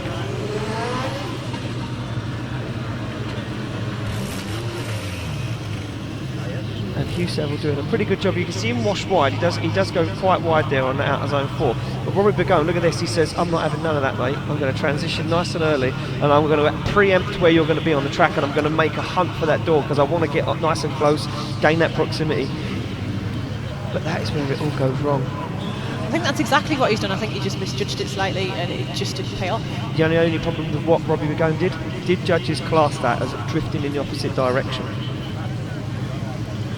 Because the line denoting would be a transition in the middle of that circuit. If Robbie Begolo transitioned early, would the judges look at that and say, Robbie Begolo drifting in the opposite direction, does that class as 0?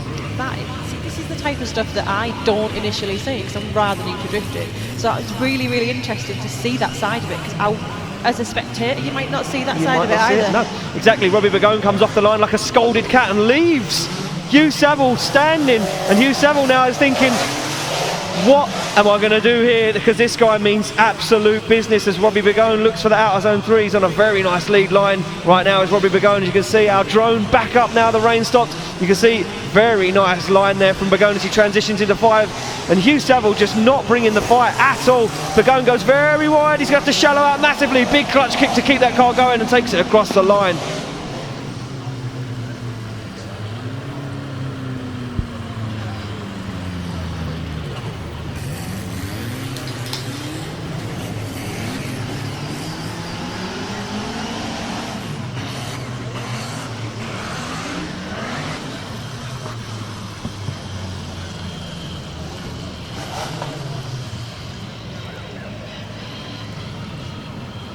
So those guys pull back down in front of the judging tower to receive their decision.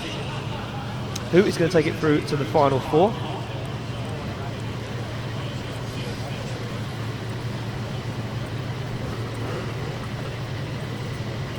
Will it be Robbie Begolo? Transition with. Or will it be Hugh Savile? Sarah, who's your money on? It's a tough one, but I reckon it's Begolo for me. But I've been known to be wrong, so who knows? I've been wrong many a times in the past. I think it's a very difficult one. It is a very to call. difficult one. I wonder if the judges do deem Robbie Begolo to be, a 0 on that first half of the battle with that transition, or did That's they? the bit I'm stuck on. Yeah, it's a that's very, the very bit I'm stuck difficult one. You can just see these guys now talking about it. Could it be a one more time? I wouldn't mind seeing these guys go one more time. That's for sure. I wouldn't mind seeing it go one more time.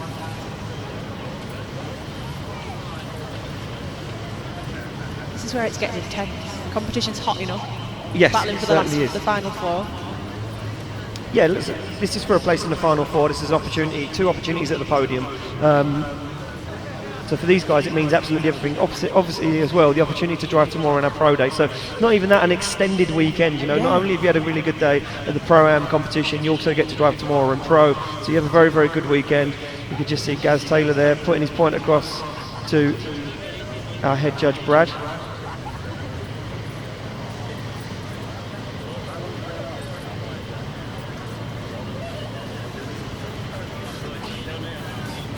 Some real deliberation. Some real deliberation. This is serious business now. This is, every single call they make from top 32 all the way through to the final.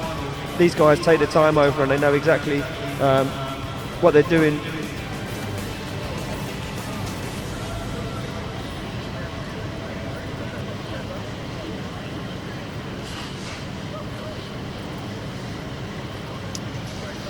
must have made a decision. Well, it looks like the decision is in. Who is going to take it through to the final 4? One vote for Hugh Savile. And there we go. Hugh Savile gets the win. Hugh Savile gets the win and takes Robbie Begolo out. And I think if we've got the opportunity, we will need to have a word with our judges just to find out exactly what took so long to deliberate. What were they, talking about there? Yeah, let me think about it. Give me a sec. Yeah, and we're just going to fire it over to our judges. Just a quick word, judges. Right, we had a bit of a deliberation on that battle due to it came down to on clip 4 we were uncertain at first if Hugh Savile had put 2 wheels off, so we were analysing that, taking into account we weren't 100%, so we weren't going to call it. But then when you look at Robbie's transition, we weren't actually 100% if he put 2 wheels off at that point. But then we gave the battle to Hugh due to the fact that Robbie had actually transitioned in the wrong place and was then on the wrong line and basically drifting the wrong way, therefore handing the battle to Hugh. So there we go, that is the deliberation there from our judges and exactly how they see it, Sarah. That's it, and obviously they're up there for a reason, these Course judges. they are. And yeah, at the end of the day, both drivers were fantastic. But yeah, brilliant win. Yeah, a good win there for Hugh Savile, and he makes his way through to the final 4. We move it along, this one's going to be a good one. This is going to be epic. Louis Edwards to take on Martin Karoly, and they're off the line. Edwards to lead. Look at this nice fast initiation, but Karoly's with him. Karoly absolutely flying. Martin Karoly has all the confidence in the young gun. A little wobble there from Karoly though as he makes a dive up onto the door of that E36 BMW. Louis Edwards just dropping one wheel over the edge of the circuit. Unfazed, he keeps his foot in. And Martin Karoly says, "You ain't getting nowhere, sunshine, I'm right here with you." Oh wow, oh wow! And a big mistake from Martin Karoly. A big mistake from Martin Karoly in the middle of the track as he now looks to gain a little bit more proximity. It dives up onto the door, but that huge mistake in the middle of the track, Sarah, is not what we wanted to see. It's not, and Martin's just, I think he's just stoked to be out there, to be honest. He's on an absolute high right now, so that's going to cost him a little bit. But let's see what happens in this second run. I think they've both still got the potential to bring it home, really. That was incredible chase driving there from Martin Karoly. It was just a very big mistake he made in the middle of the circuit, and judges are going to be looking at that one and seeing how that one goes.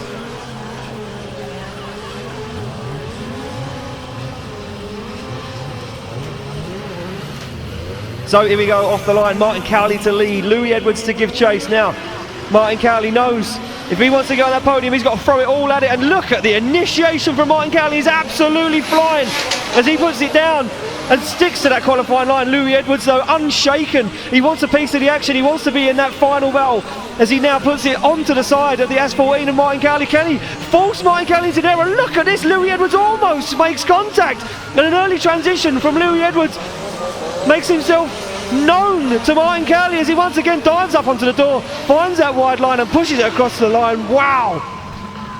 I've got no words for that one. That's what I've come here for. That right there. That is what we're talking about. That is exactly what we're talking about. That is what we want. So we take a quick replay of this. We're going to look at the lead run from Martin Karoly as Martin Karoly absolutely flies him. Louis Edwards just gives him some room to get that car set up perfectly on that lead line, and then Louis Edwards says, right, now's the time. Now I want to make the dive. I want to force some proximity up onto the side of it. Gets himself a little bit caught up here though. Martin Karoly slows though as he comes into the outer zone, but Louis Edwards has to adjust, almost gets himself caught, finds himself back on that qualifying line, then makes one last ditch attempt to try and gain some proximity as they both take it across the line. Incredible stuff there. Louis Edwards, his talent behind the wheel is, unquestionable.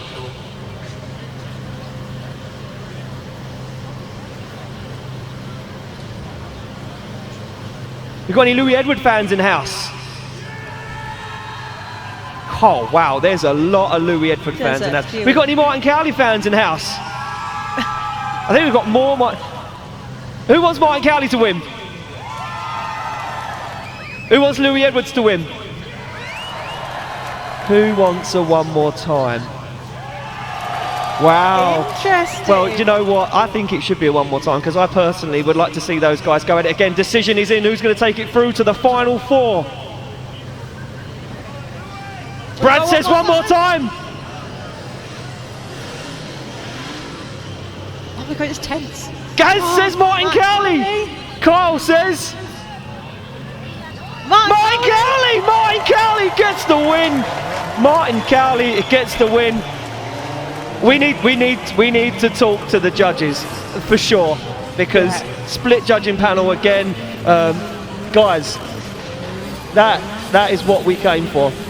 That is the sort of battle that we travelled all this way for. This is what Driftland encourages. Incredible stuff. Judges, we're going to quickly fire it to you. Just quickly go through that one with us.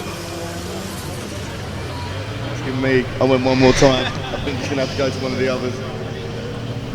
Anyone? Kyle? Yeah. So the first one, we've got Edwards, who's got 6-4 advantage on Karoly.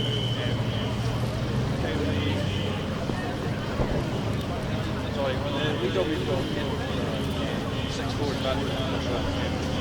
Just a bit of a straighten chase position for Karoly.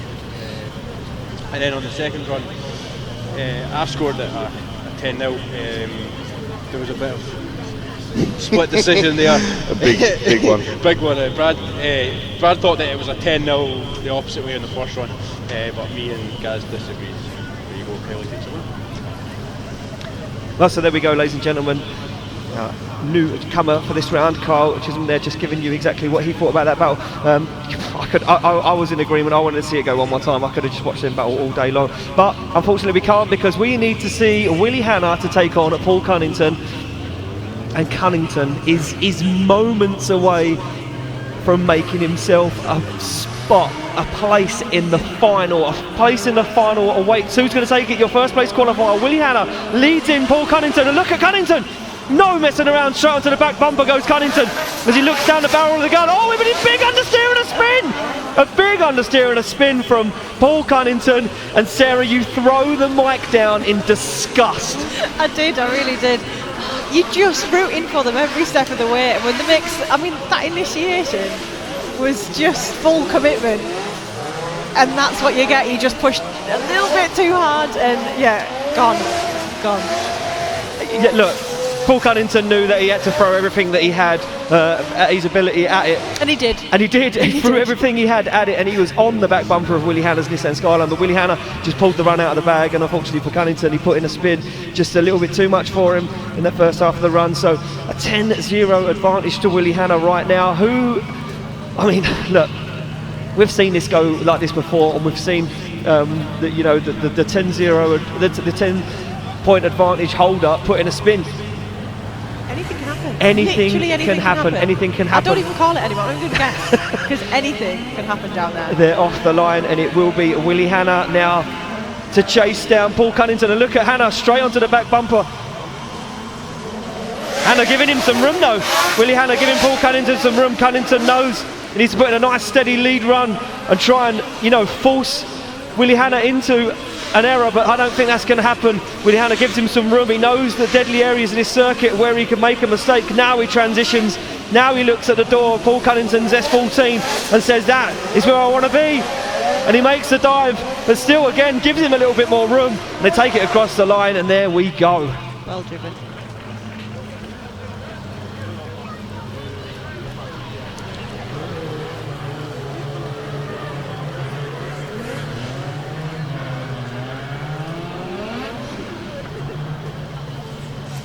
So there you go, you can see our drone footage there as we get those guys back in front of our judging tower, in front of our crowds here that have been braving the weather, Sarah, all day. They have, and I do really respect that, because so are we. But we're not in the rain. Well, we're not in the rain. To be fair, we're not. We're not in the rain. Decision is in. Who's going to take it through to the final? Who's going to be battling for third and fourth place?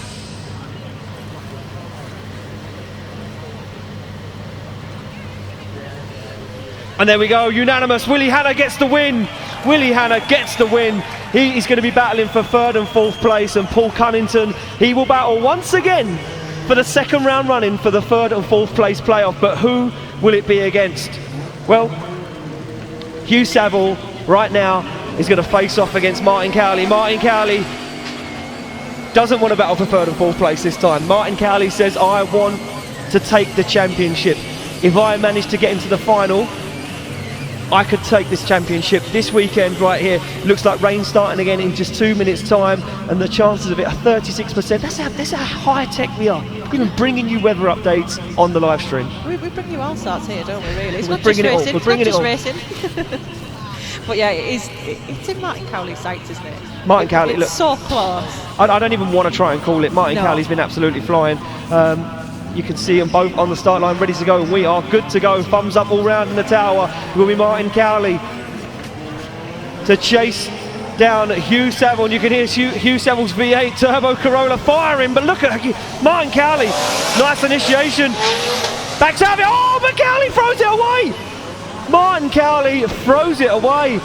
Huge mistake for Martin Cowley. Hugh Savile keeps his foot on the accelerator, keeps his cool. And he won't know, he won't have known that Martin Cowley made that mistake. And Martin Cowley again makes another big mistake in the middle of the circuit. As Hugh Savile will just be doing what he does behind the wheel. As he brings it across the finish line, Cowley will be absolutely kicking himself right now. He will be. I mean, can he even do enough to bring that back in a minute? I don't know. Anything can happen, but yeah, he really will be kicking himself for that. He's driven stronger than that all day. Well, could we see a third and fourth place playoff against Martin Cowley and Paul Cunnington again? Possibly, it looks that way right now. And two new contenders for the first and second spot on the podium. We've got them back on the line, and it looks like they are ready to rock and roll. It will be now Martin Cowley to lead out Hugh Savile. And there we go, we are off.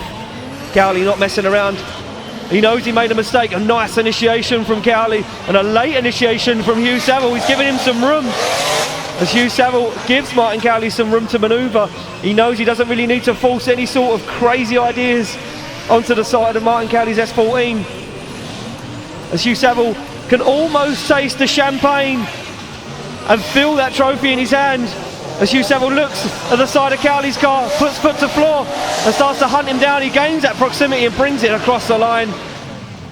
That was a good clean run. I think it's just such a shame for Martin Cowley. But he's got so far today. It's great to see. I was almost going to call it earlier and say Cowley's going to be in the final, and then massive error, two massive errors in the first half of that battle. That's how quick it can change.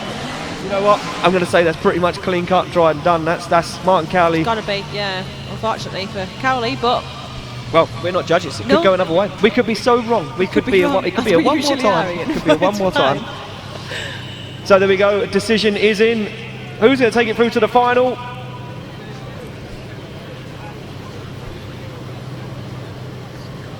There we go. Hugh Savile gets the win and advances through to the final. He will play off against Willie Hanna, and Paul Cunnington once again will battle Martin Cowley for third and fourth place.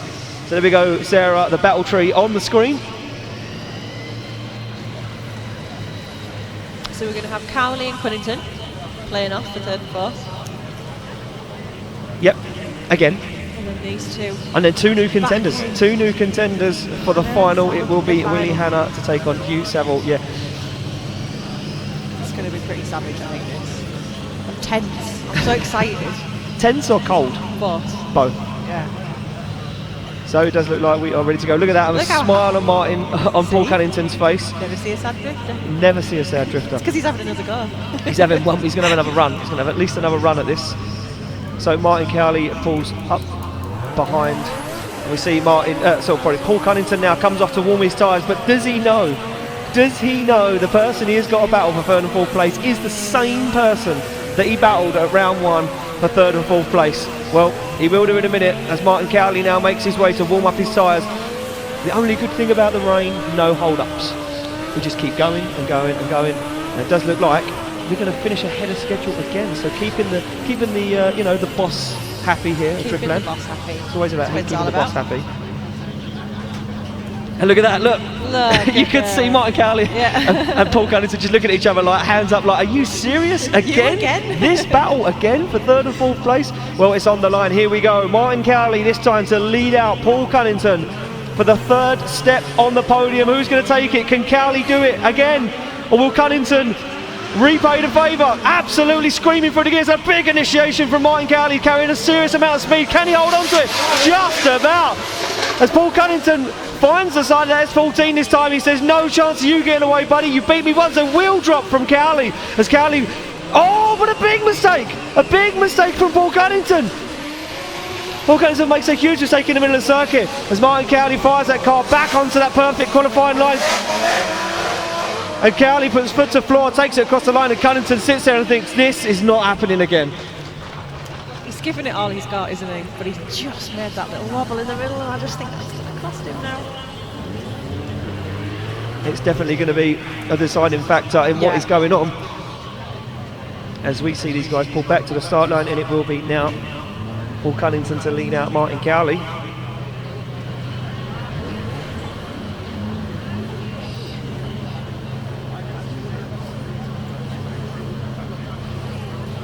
So it looks like we are ready to go. We get the thumbs up in the tower. And these guys are off for potentially the final battle of the day. As you see Cowley jump onto the back bumper of Paul Cunnington's S14.5. Cunnington puts it down though and starts to pull away from Martin Cowley. He's hoping that Martin Cowley makes a huge error, but no such luck at the moment for Paul Cunnington as Cowley throws angle at it and starts to find the side of that secret performance. S14.5 now. Cowley looks at him once more time and says, come here buddy, I'm taking it again. And he takes him across the line. Incredible stuff. And you know what? On the edge of my seat. Can't contain myself. I think that's done. I think that's done and dusted. We are going to announce our third and fourth place winner right in front of you here on the podium. So we're not going to give it away just yet. We're going to give it away at the podium. All we need to know is that we have a decision from our judges. So as soon as they are ready, we will quickly fire over to them and get a word.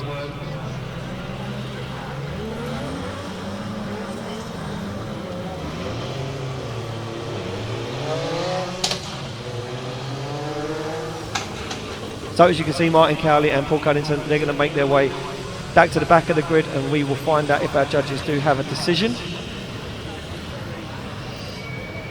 So we can confirm, Sarah, judges have a decision.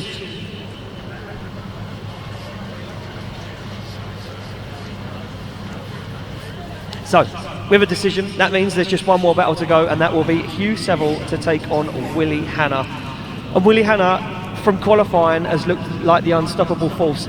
Not only did he qualify first in the dry, he went back into the pits, he looked at the rain and he said, I know this track and I have to set my car up, and he gets himself absolutely dialed perfect, ready to rock and roll. He comes out and he makes an absolute masterclass of chase driving and lead driving, and finds himself in the final to face off against Hugh Savile. We can see Hugh out the car there, not sure what's going on. And there we go, Willie Hanna to take on Hugh Savile. Looks like Hugh Savile is going to suit up and ready to go, just having a chat. Just getting out, having a little friendly chat. Giving him some tips. Malk's giving him some tips. Malk's masterclass, which is a big thing.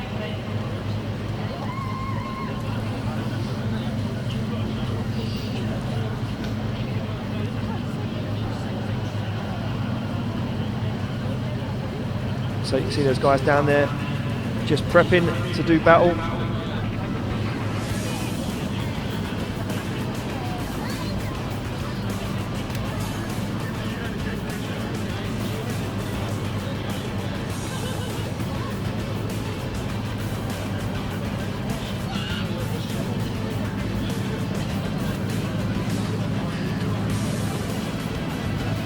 So there we go, Willie Hanna straps himself into his car for one more time, and he just saturates Malk's on the line, no regard to the start line marshal. He's like, there you go, have some more water.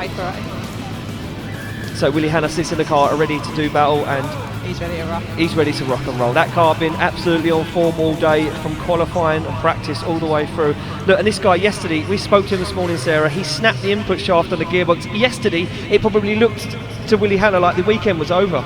Yeah, then can you imagine that, you just have to accept it, that's racing, you get that in your mindset, and then to be able to actually fix it and get back out is one thing, but to be in this position he's in now, he just must be absolutely over the moon. He must be ecstatic. They went back last night, they fixed the car, they brought it back this morning, and they are absolutely flying. And I know his pit crew will be saying, you know what, that late night last night, that early morning this morning, it was worth it. Every moment of it was worth it. And here we go. Worth having on the start line. The final battle of our Pro-Am day today is go. It will be Willie Hanna to lead out Hugh Savile Who will take the top step on the podium? And look at this, a big initiation from Willie Hanna. But Hugh Savile looks like he's going to fall off track. Whoa, what a big wobble from Hugh Savile as Willie Hanna now looks for that perfect qualifying line. He finds that out of zone 3. Absolutely dialed right now as Willie Hanna. He's like an absolute robot. He puts that car exactly where he needs it to be. Hugh Savile, no real proximity, but he's not really doing too much wrong now as he finds his feet. Looks at the side of Willie Hanna's car and he says, can I make one dive under the door? He said, no chance, I can't get there. Willie Hanna drives away and across the line.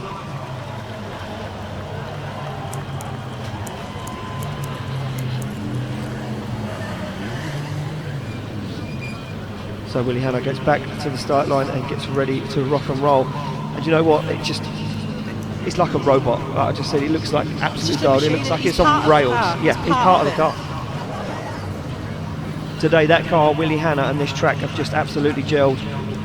And there is no doubt that we are not going to see Willie Hanna tomorrow back in that pro class, trying to tear it apart, trying to make himself known to the pros. And they are off the line to go. Hugh Savile to lead in Willie Hanna. Willie Hanna smashing through the gears as Hugh Savile starts to pedal it. But look at Hanna. Massive dive onto the back bumper, but now a little bit of separation opens up as Willie Hanna looks for the side of that Toyota Corolla and says, I need to be there, I need to get that proximity, I need to force this win my way. Hugh Savile, what a perfect line right now, but Willie Hanna needs to bring the fight as they come through the middle of the circuit now. Willie Hanna, nice transition back. Can he get onto the door of that little Toyota Corolla? As Hugh Savile finds that perfect line and both guys bring it across the line. Driftland, give him a round of applause.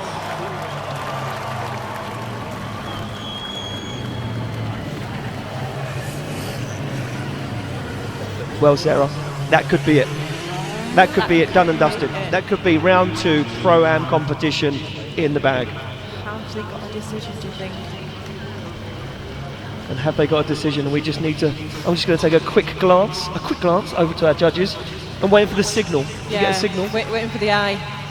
They're still talking about it. There's a little bit of deliberation.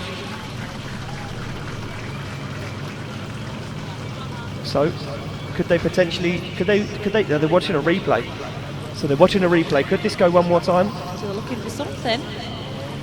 Maybe it's too close to call. Maybe they're trying to split hairs. Maybe.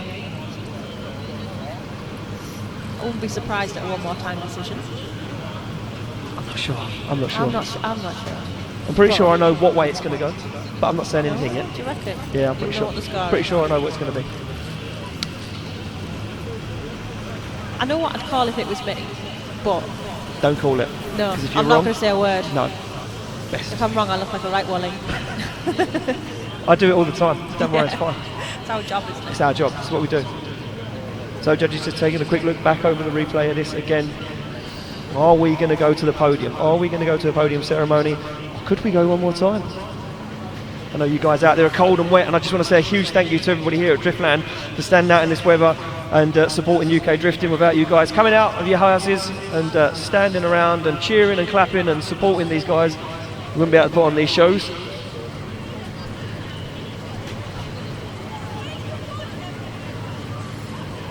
So we await the decision. And I'll just take another look over. Are they still deliberating?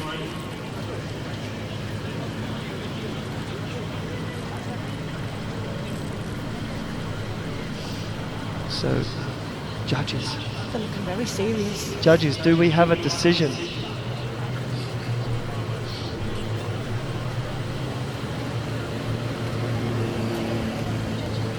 No answer, they're not even talking to me. I'm so eager to know. So I can confirm, ladies and gentlemen, we have a decision. That is it. Pro competition is done, Sarah. What a day. From qualifying this morning and practice, it was glorious sunshine. The track was absolutely perfectly dry. These guys were flying, getting their cars dialed in. By the end of qualifying, we had a little bit of rain. By the time pro practice went out this afternoon, it was absolutely soaked. And these guys come out and put out a show for us. Before we go down to the podium, I do believe that we had a chat earlier with our track manager, Cheek. We're going to have a quick look at that and see what Cheek had to say about the British Drift Championship. Yeah, let's speak to them. We're here with the main man from Driftland, Jeek. Hi. How you doing, man? Not bad, yourself? Very, very good. We're here at Driftland. It's sunny. I know, it's sunny and the place looks amazing now with all the lines down, all the banners up, everything's looking ship-shape, ready to get wrecked again. Did you not like painting white lines on your track? Well, I don't mind it for the BDC weekend. Makes the place pop, makes it look real nice. When someone else does it, basically. Yeah, I don't want to do it, obviously. I don't want to do anything. I just want to stand and watch some cool drifting. So, but yeah. You're excited for the BDC to be here this weekend? Always, it's a highlight of our calendar. It's the biggest weekend. We spent all week getting ready, even though it got pretty much destroyed by the rain, our efforts. It's been a hard week, but the sun has come. We ordered the sun months and months ago. It's finally got here, and hopefully it's going to stay for the rest of the weekend.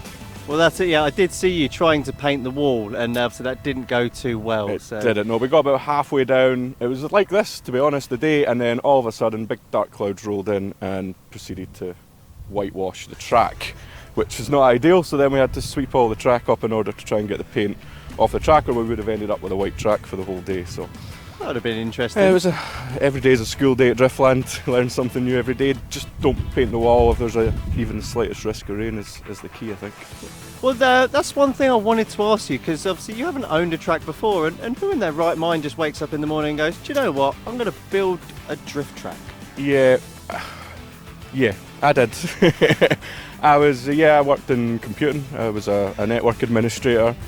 And ran a few events over on the stock car track on the other side of the venue, and yeah, this is what we ended up with. They just gave you a bit of land and said, go for it? Yeah, basically it was, our landlords decided he wanted to build a new track, so we drew up what we could fit in the gap, taking inspiration from all the Japanese tracks that we could find. Not that I've ever been there, just watching YouTube videos. And this is what we reckoned we could fit in the gap, and so far so good. We're, almost 6 years in now? Incredible. Well, that's what I love about that beautiful wall you have. Was that obviously inspiration from a BC? Yeah, absolutely. There was no way we weren't going to have a wall. There was talks of putting walls on the corners, but the wall is on the straight. The wall is optional. So if you crash into the wall, it's your own fault. It's a straight line. You shouldn't be near it. But guaranteed we're going to see multiple cars in the wall later on this weekend, and we're also definitely going to see cars all up and over this banking behind us here. They're going to be everywhere. Well, that's what I was wondering. Is that why all the little lumps and bumps are on this beautiful tarmac? Is that so we've got a few little jumps as we go? Yeah, just as it's sort of settling now and as everything's moving around, we've got a few little bumps and undulations now, but it just adds to the spectacle, makes it a little bit harder for the drivers. They can't run quite as low tyre pressures. Just makes it a bit more interesting. The track's got its own personality now. That's it. Awesome. Well, thank you very much. We're going to get back to the action. No worries. Let's do it. See you soon. Well, so there we go, Sarah. That is what our track manager, Jeek, thinks of the BDC. And if you hit the wall, it's in a straight line, it's your fault. It kind of makes sense. Kind of makes sense in that theory. So it does look like our podium is almost ready to go. We are just waiting to get confirmation that we've got the right trophies in the right pair of hands to hand out, because that's the last thing we want, is someone getting the wrong trophy. That's it. It's been some important decisions in the last few minutes, and I think everyone's absolutely on edge, just waiting to see who's got the result. So yeah, don't forget, ladies and gentlemen, there will be live tomorrow at 12 o'clock for our pro qualifying session, and then our top 24 will be about 3 o'clock tomorrow afternoon. If you're local, make your way down. Obviously, I know the weather's set to be horrible, but if we all come out of our houses, we might be able to lift the rain and make it warm. Let's hope so. And to be honest, the atmosphere makes up for it. The atmosphere definitely does make up for it. I'm a little bit cold now. I feel like I need a hot shower. Yeah. I'm having a little bit of a jig. I'm doing a little bit of a dance up here in Tower. We're doing a bit of a dance just to keep warm. And as soon as we are ready to go, we are ready to rock and roll. So ladies and gentlemen, the first trophy that we will be handing out today will be our Hard Charger trophy. This trophy is decided by our judges for the driver that pushed themselves beyond the limit, that put themselves on the line, that put their car on the line. So Driftland, make some noise for your Hard Charger for round 2 of the British Drift Championship 2019, Robbie Begolo! Robbie, if you want to make your way down onto the circuit, a very well-deserved trophy there. That guy, brand new BMW 1M, he smashed the back end out of it, he smashed the lights out of it, he said, I don't care, I'm having a brilliant weekend. He definitely brought it this weekend. He certainly did bring it this weekend. So we are just waiting for Robbie to arrive. As soon as he does, make his way out on circuit. If he could run, that would be good. His legs will be too tight from all that pedalling. So yeah, not to forget, that is our exciting, our hard charge, exciting hard charger driver of the day.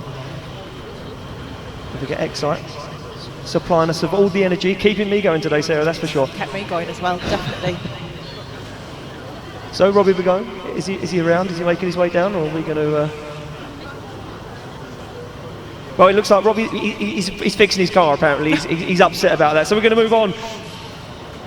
And the next trophy we are going to hand out is for 3rd place on the podium. Now these two guys did battle at round 1. And Martin Cowley took it. Could Martin Cowley do it again? Or could Paul Cunningham overturn him? Well, he's pointing at each other, no one knows who got it, but I can confirm. Taking 3rd step on the podium.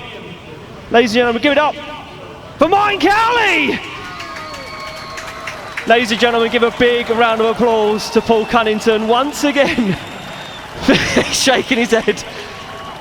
He just can't do it. He just can't get onto that podium. He's going to have him one day do. Ladies and gentlemen, give it up for the 3rd place finisher, Martin Cowley.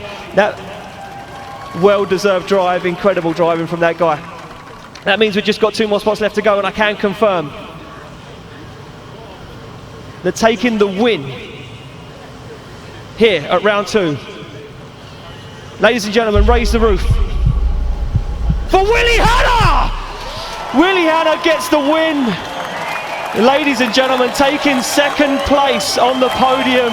Raise the roof for Hugh Savile, ladies and gentlemen. So there you go, Willie Hanna, the unstoppable force here at round 2, takes the win and tops the podium, tops qualifying. Sarah, what a day. It's been an incredible event. It's pushed us to the limit and beyond. From everybody here in the tower, from everybody here at Driftland, I just want to say a huge thank you from me and Sarah and all the crew behind the scenes. Sarah, I'm going to let you rest your voice because tomorrow we've got to do it all over again. Our pro day kicks off tomorrow at 12 o'clock. Ladies and gentlemen, don't go anywhere. We will see you tomorrow for round 2 of the British Drift Championship 2019. From me and Sarah, it's goodbye.